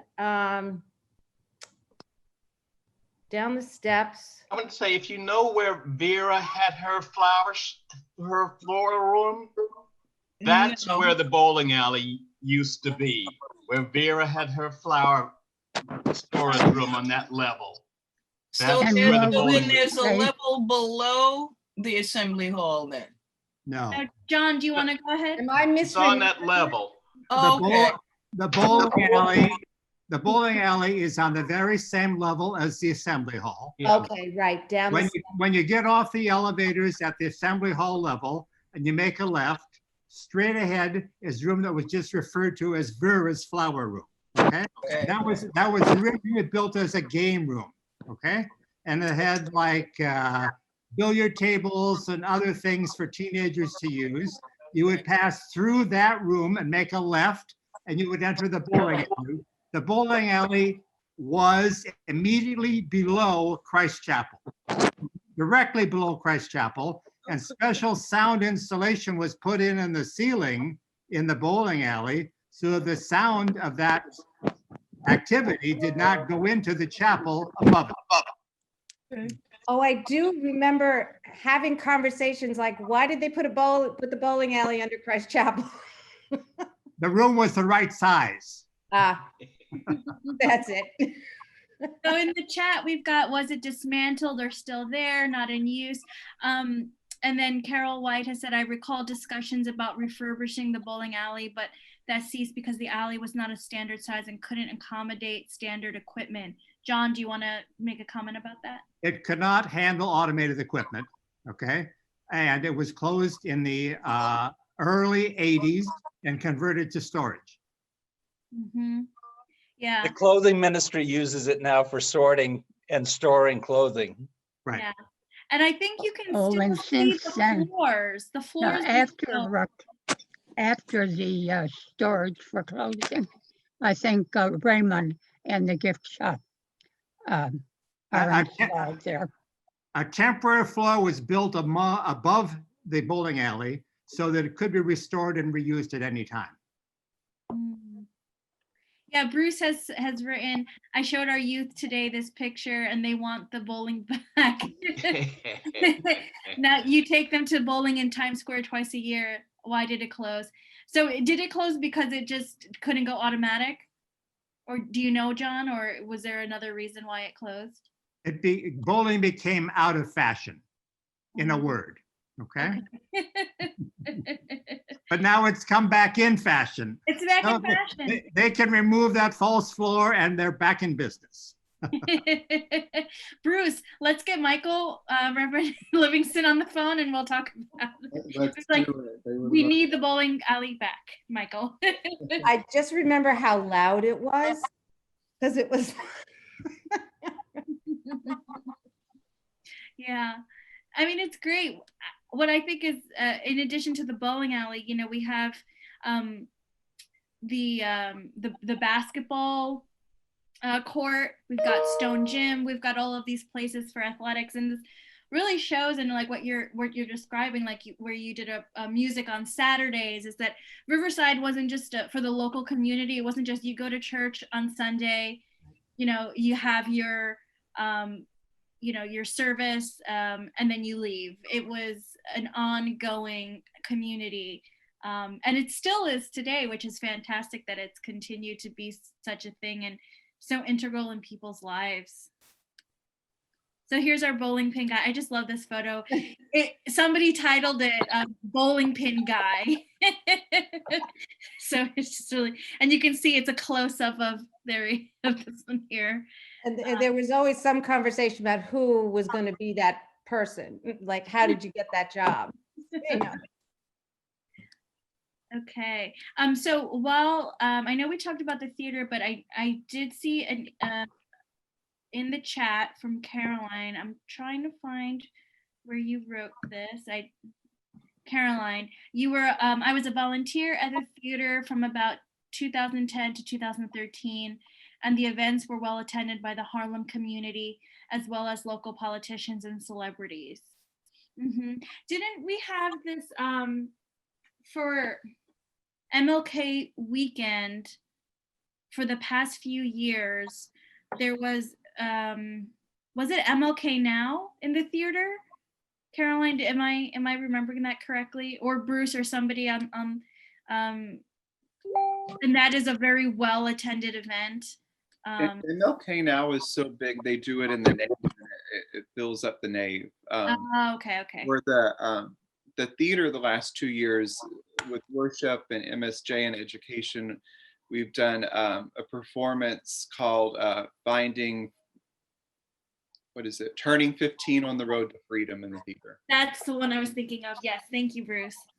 Yes, and that's been well attended. Yeah. Okay. So we'll go on. So here's Polk. I know that Emily just mentioned that she was having discussions as a youth during that time. Sorry, I'm trying to arrange my screen as I'm talking and it's not working. Okay. So that she was having, conversations about really important things. So things that we're talking about now, that are still going on today. And, as Emily's experience shows, that this isn't something new for Riverside. We've been talking about difficult things for years. So a little bit about Polk, who we're still in contact with, and who is actually, Vince is sort of the liaison with the archives with him, and he's given us a number of things for the archives as well. So it's been really great to have him as a contact. But essentially throughout the years, Riverside realized that it needed a minister to attend to the needs of the congregation and the community at large. So they added Robert Polk to the staff to focus on urban questions. So he came into the staff in 1960. He was the first African-American minister on our staff, and he was the minister of youth from 1960 to 1966. He actually left Riverside for a brief period, and he came back in 1968 as the minister of urban affairs. And so he really focused on identifying the needs of the urban community, so particularly Harlem, of course. He focused on housing, on health and welfare, education, revenue sharing. He started during his time, work started on prison reform and working with ex-offenders. And I think even prisoners, youth and with adult prisoners, to try to gain an understanding and assist. And so that has morphed into our prison ministry, which is still active today. So it seems that kind of had its origins during his tenure. He also worked closely with a number of groups that had formed within the church. So one of them was the Black Christian Caucus. This was formed in 1969 in immediate response to James Foreman interrupting worship to present the Black Manifesto in May of 1969. We talked about that in a previous class. So the caucus was, quote, composed of Black members and friends of the Riverside Church, organized for the purpose of fellowship, identification, and understanding, and the hopes to make a unique and significant contribution to the life and ministry of the church and the community. So they were very active. So here's a couple of images. What they did was put on a lot of programs to really highlight African-American Black culture and the contributions to the community and the world at large, really. And so they had a Black Arts Festival, which was really popular. Again, all of this in the wake of the 1969 Black Manifesto. Very charged time. They are the ones, the Black Christian Caucus are the ones that started the annual Martin Luther King Jr. Memorial Service, which is still held. So that comes from them. And then there were some other groups, which Emily can talk about, that Polk also worked with. One of them was GRIPS, or the Group Interested in Power Sharing. So it was aimed at young families and those interested in an intra-church communication and a more open decision-making process. Emily's parents were integral in the founding of this. So if you want to chat about that a little bit. Sure. Yeah, it was, my parents were part of the founding group of that. And I don't know how long GRIPS lasted. I'm not sure, but it was formed in that time. And they were part of this group of young families. And what was very clear to us as kids, because we were kids in this environment. I was probably 11 or 12, maybe 13 when this was happening. And it was the men and the women working together in starting this. And they were very clear that this was not a men's group or a women's group, that these were families. And in most cases, they were parents really concerned and looking forward and wanting to have conversation and doing really taking action, social justice, taking action, talking about all of our different organizations and groups and finding a way for there to be some dialogue, because we were having a lot of feelings of groups that were standing for certain things, and some that were very much rooted in the past and some that were more rooted in the current and future. And this group was, we need to talk, we want to take action. And I remember the excitement of that group starting and being so involved. I was sort of the person who ended up with, I got a couple of my friends, but I basically did all the childcare for the little ones. So George Polk, I took care of George while Bob Polk was they were having their meetings, and they would, it was probably, it started out about maybe 6 or 7 sets of parents who were organizing this group, and then it grew and it grew and it grew, and there was just so much energy and action around it. It was very exciting. It was really exciting. And I didn't remember what GRIPS stood for, and my sister and I both could not remember. So I was grateful that you found that. Does anybody know how long it continued? Was it very short-lived? I can look it up in the archive the next time. So I don't have that like in a source. The only thing I found was the name and the little blurb that I just read, that it was, what it was intended for. So if you had told me about it, I wouldn't have known about it, or I wouldn't have known to look for it. So I can look in the archive and see what we have. I'm sure we do. We have, and we can see, you can track it. Linda Lewis, you had your hand raised if you want to make a comment or a question. I just wanted to mention that Bob Polk is a very spry 92-year-old. He did our Black History program for the B's and P's this past February with Wow. the help of Deborah Northern. And he talked about his pastorate and the history of Riverside in conjunction with civil rights movements and everything. I have pictures of that one also, which I can send to you. Mm-hmm. Vince, if you can chime in really quickly, do you remember what he gave us? I think you were like really excited when we got a donation from him. It was several items. I believe one was a desk clock that had been given to him by Riverside, and then I think the other thing may have actually been one of the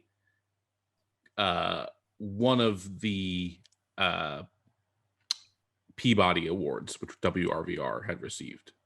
Mm-hmm.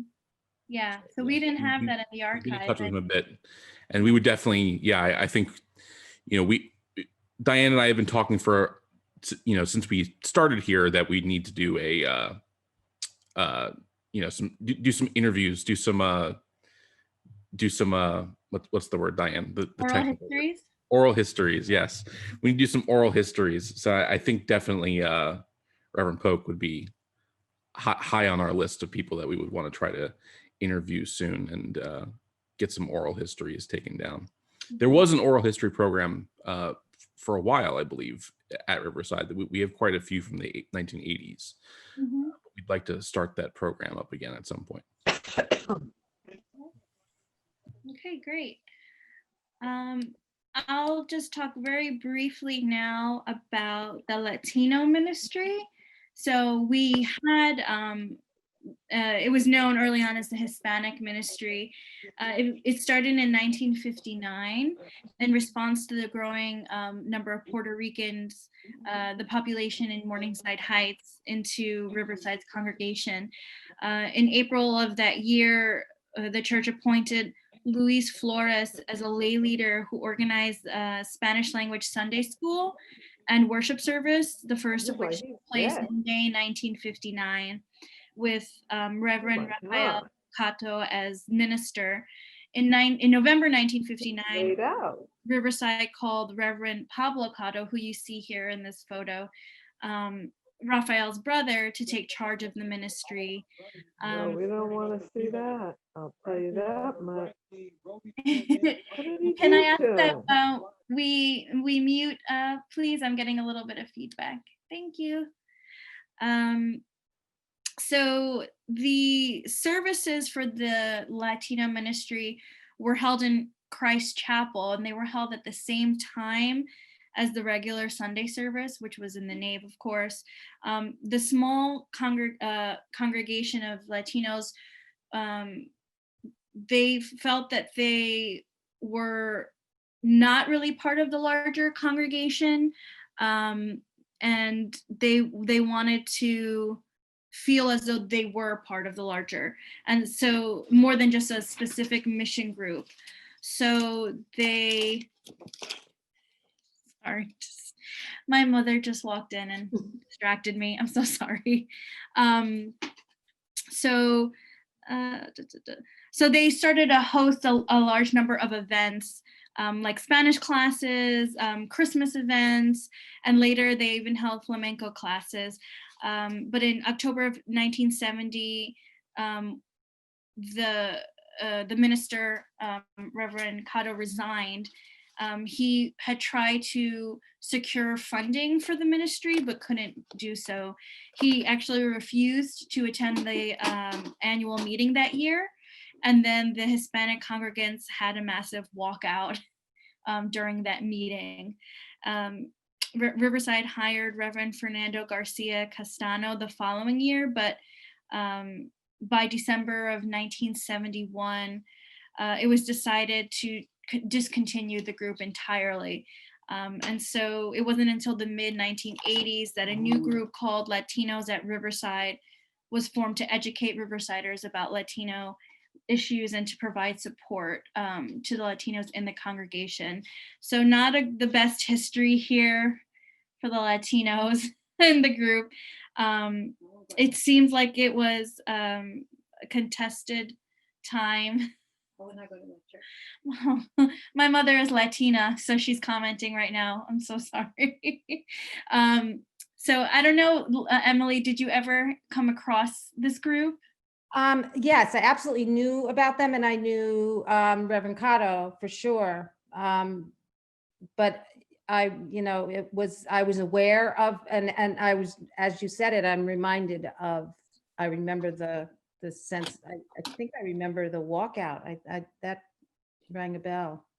Mm-hmm. It seemed, and especially from the archive materials, it seemed as though they felt like they were a very specific group, not part of the larger community or congregation. And I guess due to funding, it kind of fell apart, but we thought we'd mention it. It was for a brief period of time, it was a community within Riverside. And clearly now we have a group that's active.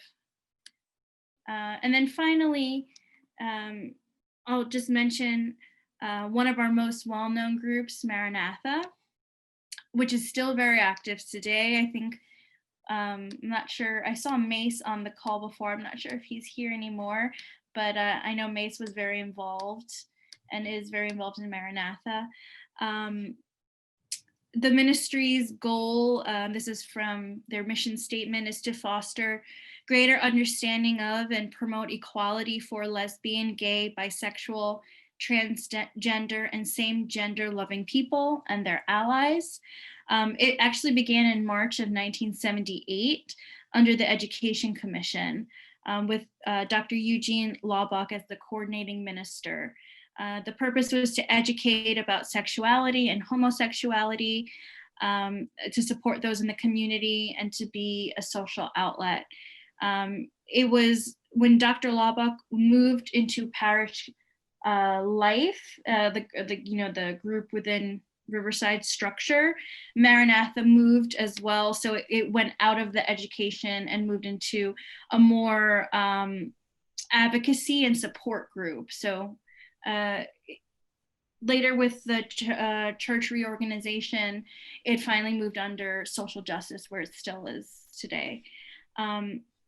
It seems that that Laubach, his notes indicate that the church was ready to make a statement of support for lesbians and gays in the early 1970s, but people, it seemed, were afraid to come out for fear of losing jobs and destroying family relationships.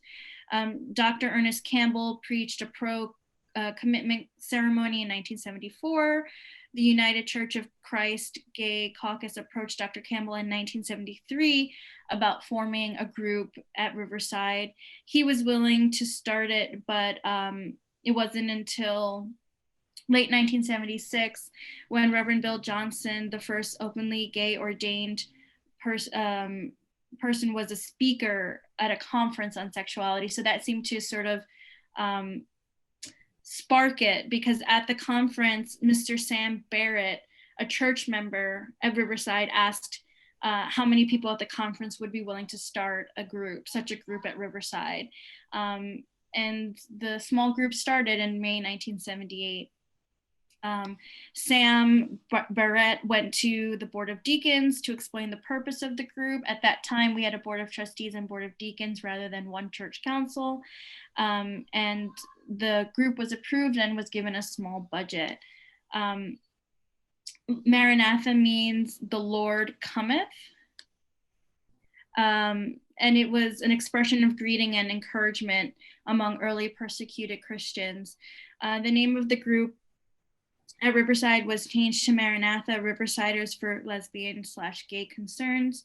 Bisexual, transgender are later additions for inclusiveness. Maranatha started to meet on Wednesday nights. It co-sponsored sexuality seminars, provided a support group. Every year, you can see, here's some posters. We have really great archival images of the participation in Gay Pride Parade. So We marched in the parade since 1973, and Riverside and the Judson Memorial Church were the only mainline churches in the Pride March until years later. So we were kind of like a forefront, Riverside and Maranatha being in the Pride, and we have some really great images. I think I have another one. Can I just note in the picture there, that is Eugene Laubach in the back. So that's right in front of the Riverside banner. So that's a great piece of archive. Yeah, and I recognize Victor Jordan. I don't know if, whoops, let me go back, who is here. And Vince and I have to thank him for a lot, because not only was he in Maranatha, of course, he kind of started the archive. He was not a professional archivist, but a member really interested in Riverside's history and wanting to save Riverside's history. And so even though he wasn't a professional archivist, he clearly took training and really organized the archive and was active for many years, I think until his death in 2006. I don't know if somebody on the call can confirm that, but I think it was 2006. So I noticed him in a lot of the photos. So it's a really great thing. So Maranatha also had a coffee hour, a table at coffee hour, newsletter, social events, Christmas dinners, breakfasts, very active group. In 1985, through the Social Justice Commission, the Statement of Openness, Inclusion, and Affirmation of Gay, Lesbian Persons was discussed at public hearings, and it was approved by the deacons and at the annual congregational meeting. So in preparation for the vote, Riverside ministers presented 4 sermons on homosexuality. There was one sermon by Dr. Channing Phillips that created the homosexual controversy at Riverside. I think in a previous class, Mace had mentioned this particular sermon. So in 1997, the same gender marriage resolution was passed by the church council after being discussed at public hearings. So again, Maranatha, one of our very active groups, of forerunner. And does anybody want to comment on Maranatha? Was anybody involved? Do you remember? Was this post, Emily, this was post your time? I mean, I knew about it, yeah, but it was post my being intimately. But yeah, it was big. It was, yeah. We have a really rich collection, and I know the group is still very active today. I think they just celebrated a couple years ago their anniversary. Right, the 40th anniversary in 2018. Yeah. Yep. Yeah. So we've got a great collection. And then finally, we'll end with just some images of Riverside's community. So these are just some cool, I love this one. I kind of have made this one with the 2 boys and the balloon saying joy as like the face of Riverside Archives. Like I made a poster of it. I really love this one.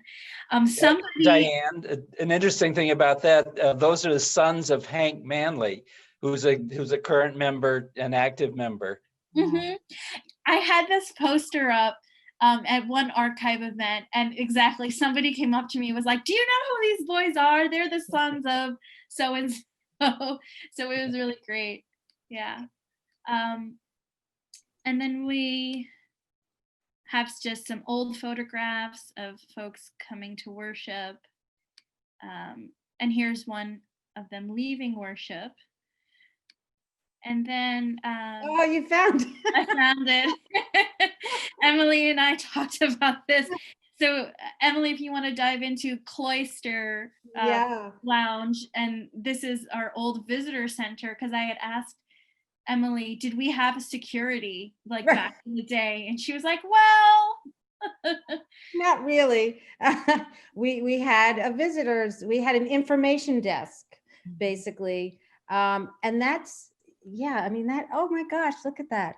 So that, I'm sorry, I'm using my, I feel like that might be on the. It's in South Hall. the That's Martin in Luther South King. Hall, It's right, across right. from the end, because I worked there for many years. That's what Hilda Webster, she sort of initiated me into the B's and P's. You're going to do the visitor center, da. Oh yeah. Yeah. So the, Oh oh yeah. my gosh, right. Oh my gosh. Facing the South Hall. Facing the dining room. Right. Right. Right. Oh my gosh, yes. And I mean, it was a bustling, both South Hall and Claremont were, the cloister was filled with furniture, completely filled with sofas and chairs, comfortable, beautiful furniture, seating areas, oriental rugs, beautiful side tables, lamps. And cloister was packed every day after service, shoulder to shoulder with people, and tables set up with, there was food, and there were organizations had different tables up, but it was cloister was really where everybody met. And if you were going to meet with somebody anytime you were going to be at church for something, we'll meet in cloister, and then you met in cloister and went off and did whatever you were doing. As a kid, I waited hours for my parents in meetings in cloister. They waited hours in cloister for me at Handball Choir, at youth department. I mean, I think about my mother, who brought me and my sister to all these events, and then sat, all my practices, 3 or 4 times, because we lived right outside of the city. So it was driving in every time. And she would wait. Cloister was pretty much open all the time, and people would come in. There was no security, in essence. Where security was an information desk, as I recall. And there was, I think, the beginnings of a security guard sitting behind that. It was a person who knew us all, and we waved and hi, and everybody coming in and out of church, kind of waved. But as it's not a stopgap, because if you come in Claremont, you can go into cloister, or you can go where this is right here. And there was a very active lending library right there. That's right. So we had a library, but nobody was checking anybody before they got to this point. I mean, people just came in and out and in and out. So the closest to security that we had was when you got to the place where the desk was, they would ask you if you knew where you're headed, and here, the meeting's here, or this group is here, or just a quick welcome. And they did, they were kind of checking, but the cloister was really the hustle and bustle, and the Linda, do you remember? Yeah. Well, I miss having all the different groups in the Cloister Lounge now, because people they're not really tuned into everything that's going on in the church. They had representatives every Sunday. You could stop by and talk to whomever you want, pick up the brochures they had. And there are many people who do not have access to Zoom or the internet. I mean, I know 20-somethings who refuse to get a smartphone, and this is the perfect way to keep everybody in tune to what's going on in the church. They have somebody to speak to, they have somebody to ask. And when they print the monthly bulletin, the day it's printed, it's out of date, because there are always going to be some changes. So I think that I would love to see that started again. I mean, the coffee hour is nice, but it's not the same thing.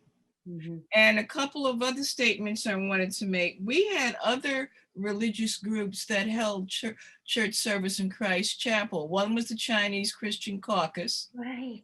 And the other one was the Ethiopian services. Now, I was standing online in Macy's. You know how you yak with the person next to you. This woman used to attend the Ethiopian services in Riverside, but they got their own building. So that's why they left. I don't know what happened to the Chinese Christian Caucus. And also, if you remember Reverend Fanny Erickson, she had a wellness center on the 18th floor of the tower. That I've seen that in the archive. Yeah, that was another nice thing that we had. Yeah. Do you know how long that lasted?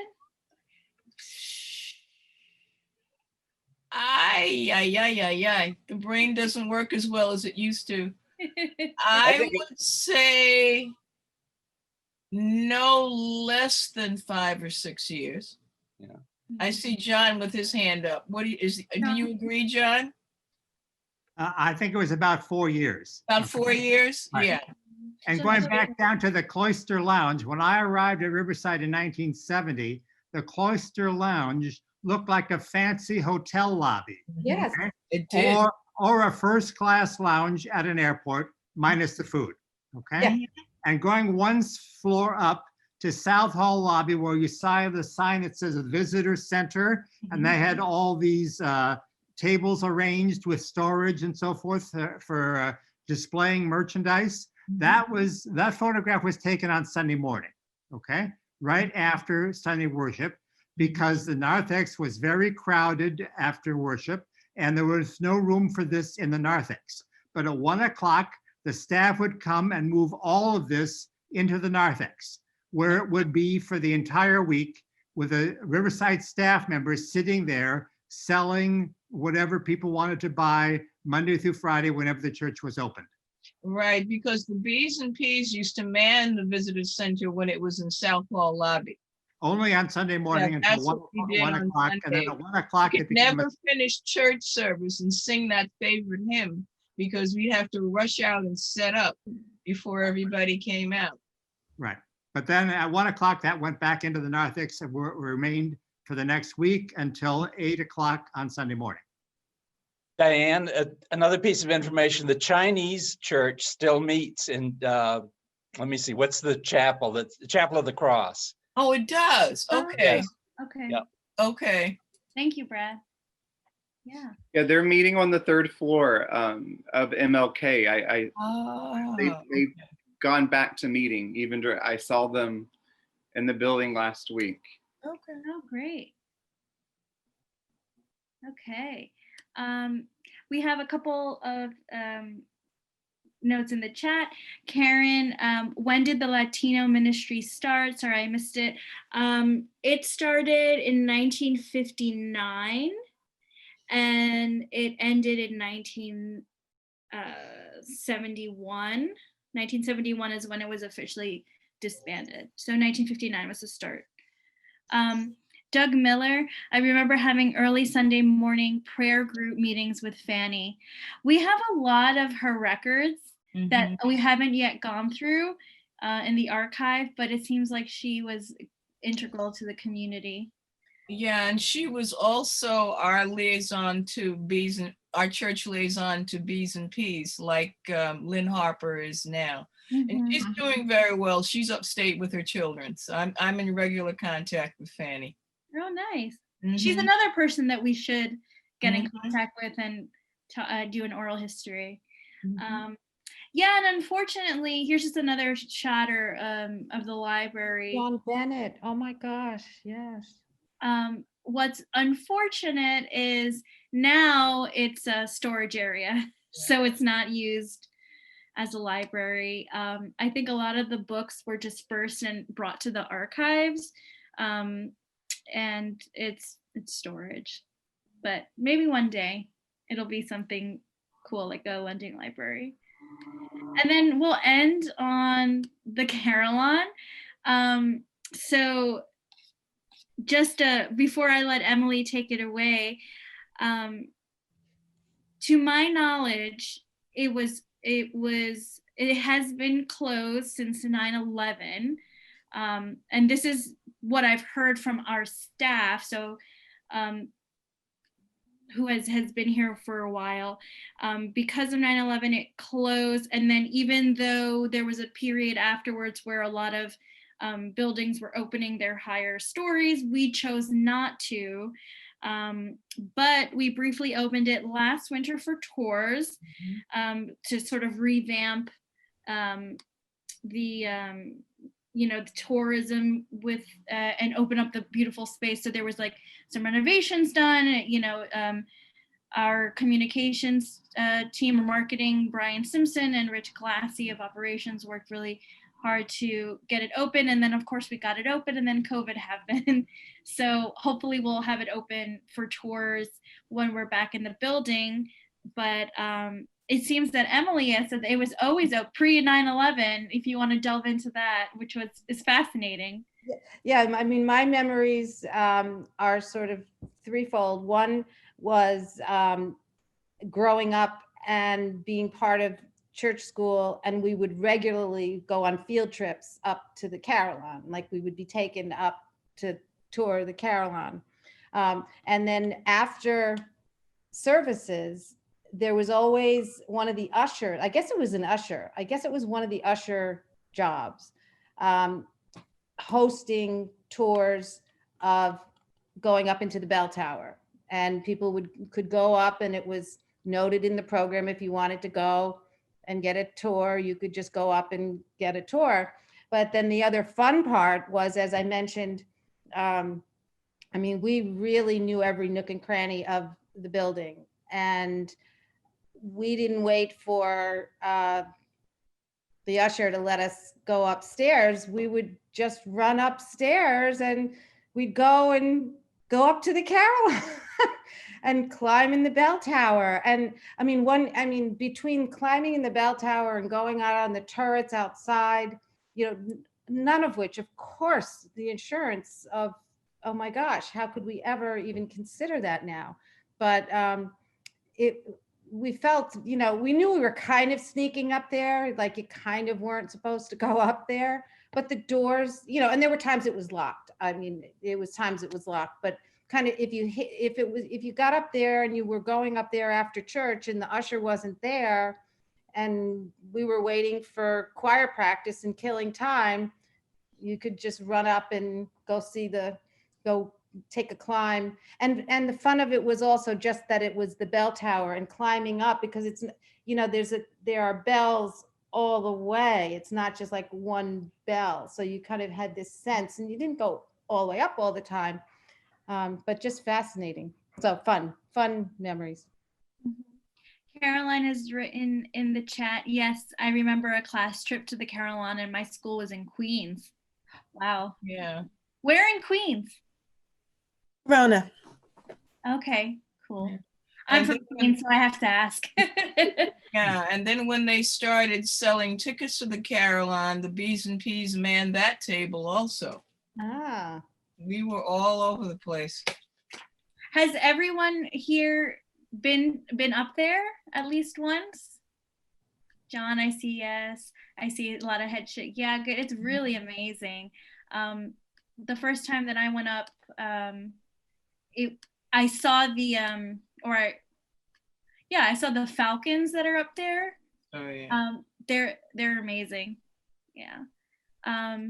Yes, Doug Miller, Reverend Jim interviews church members up there. Yes, he loves that space. Reverend Jim Keat loves it up there.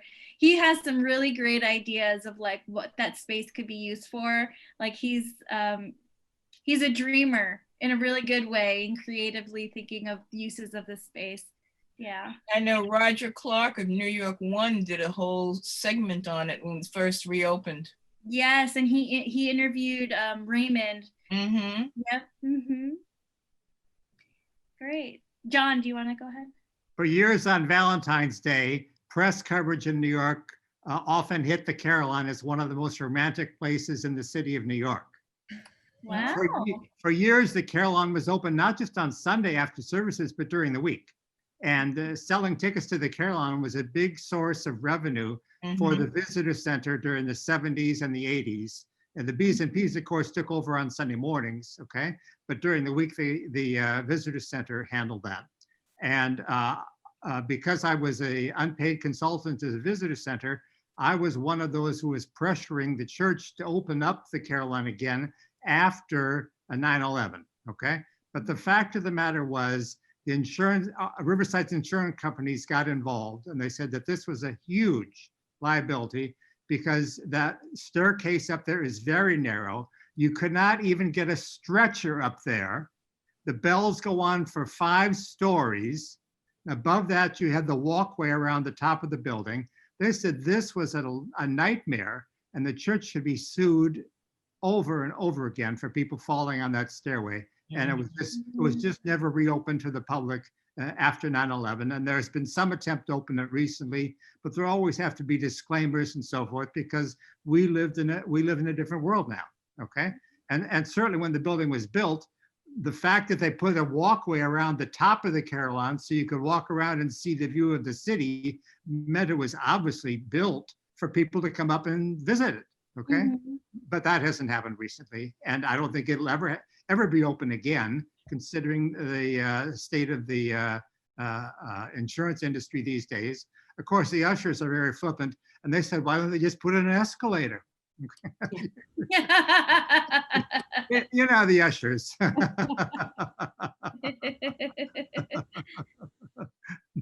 But John, didn't you hear Diane mention that it has been open again? They opened it last December. Yes, but only after you sign a release. It's my understanding you have to sign a release to get up there. Yeah, I'm not sure.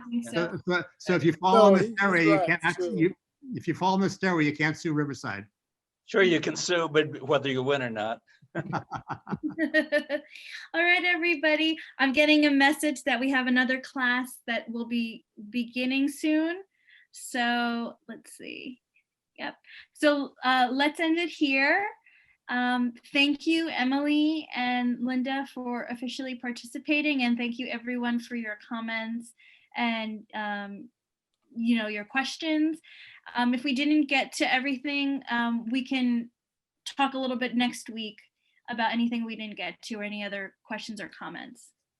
Okay, again, next week, same time, same link, and it'll be the last class, and then we'll have John be an official presenter for next week. Thank you, everybody.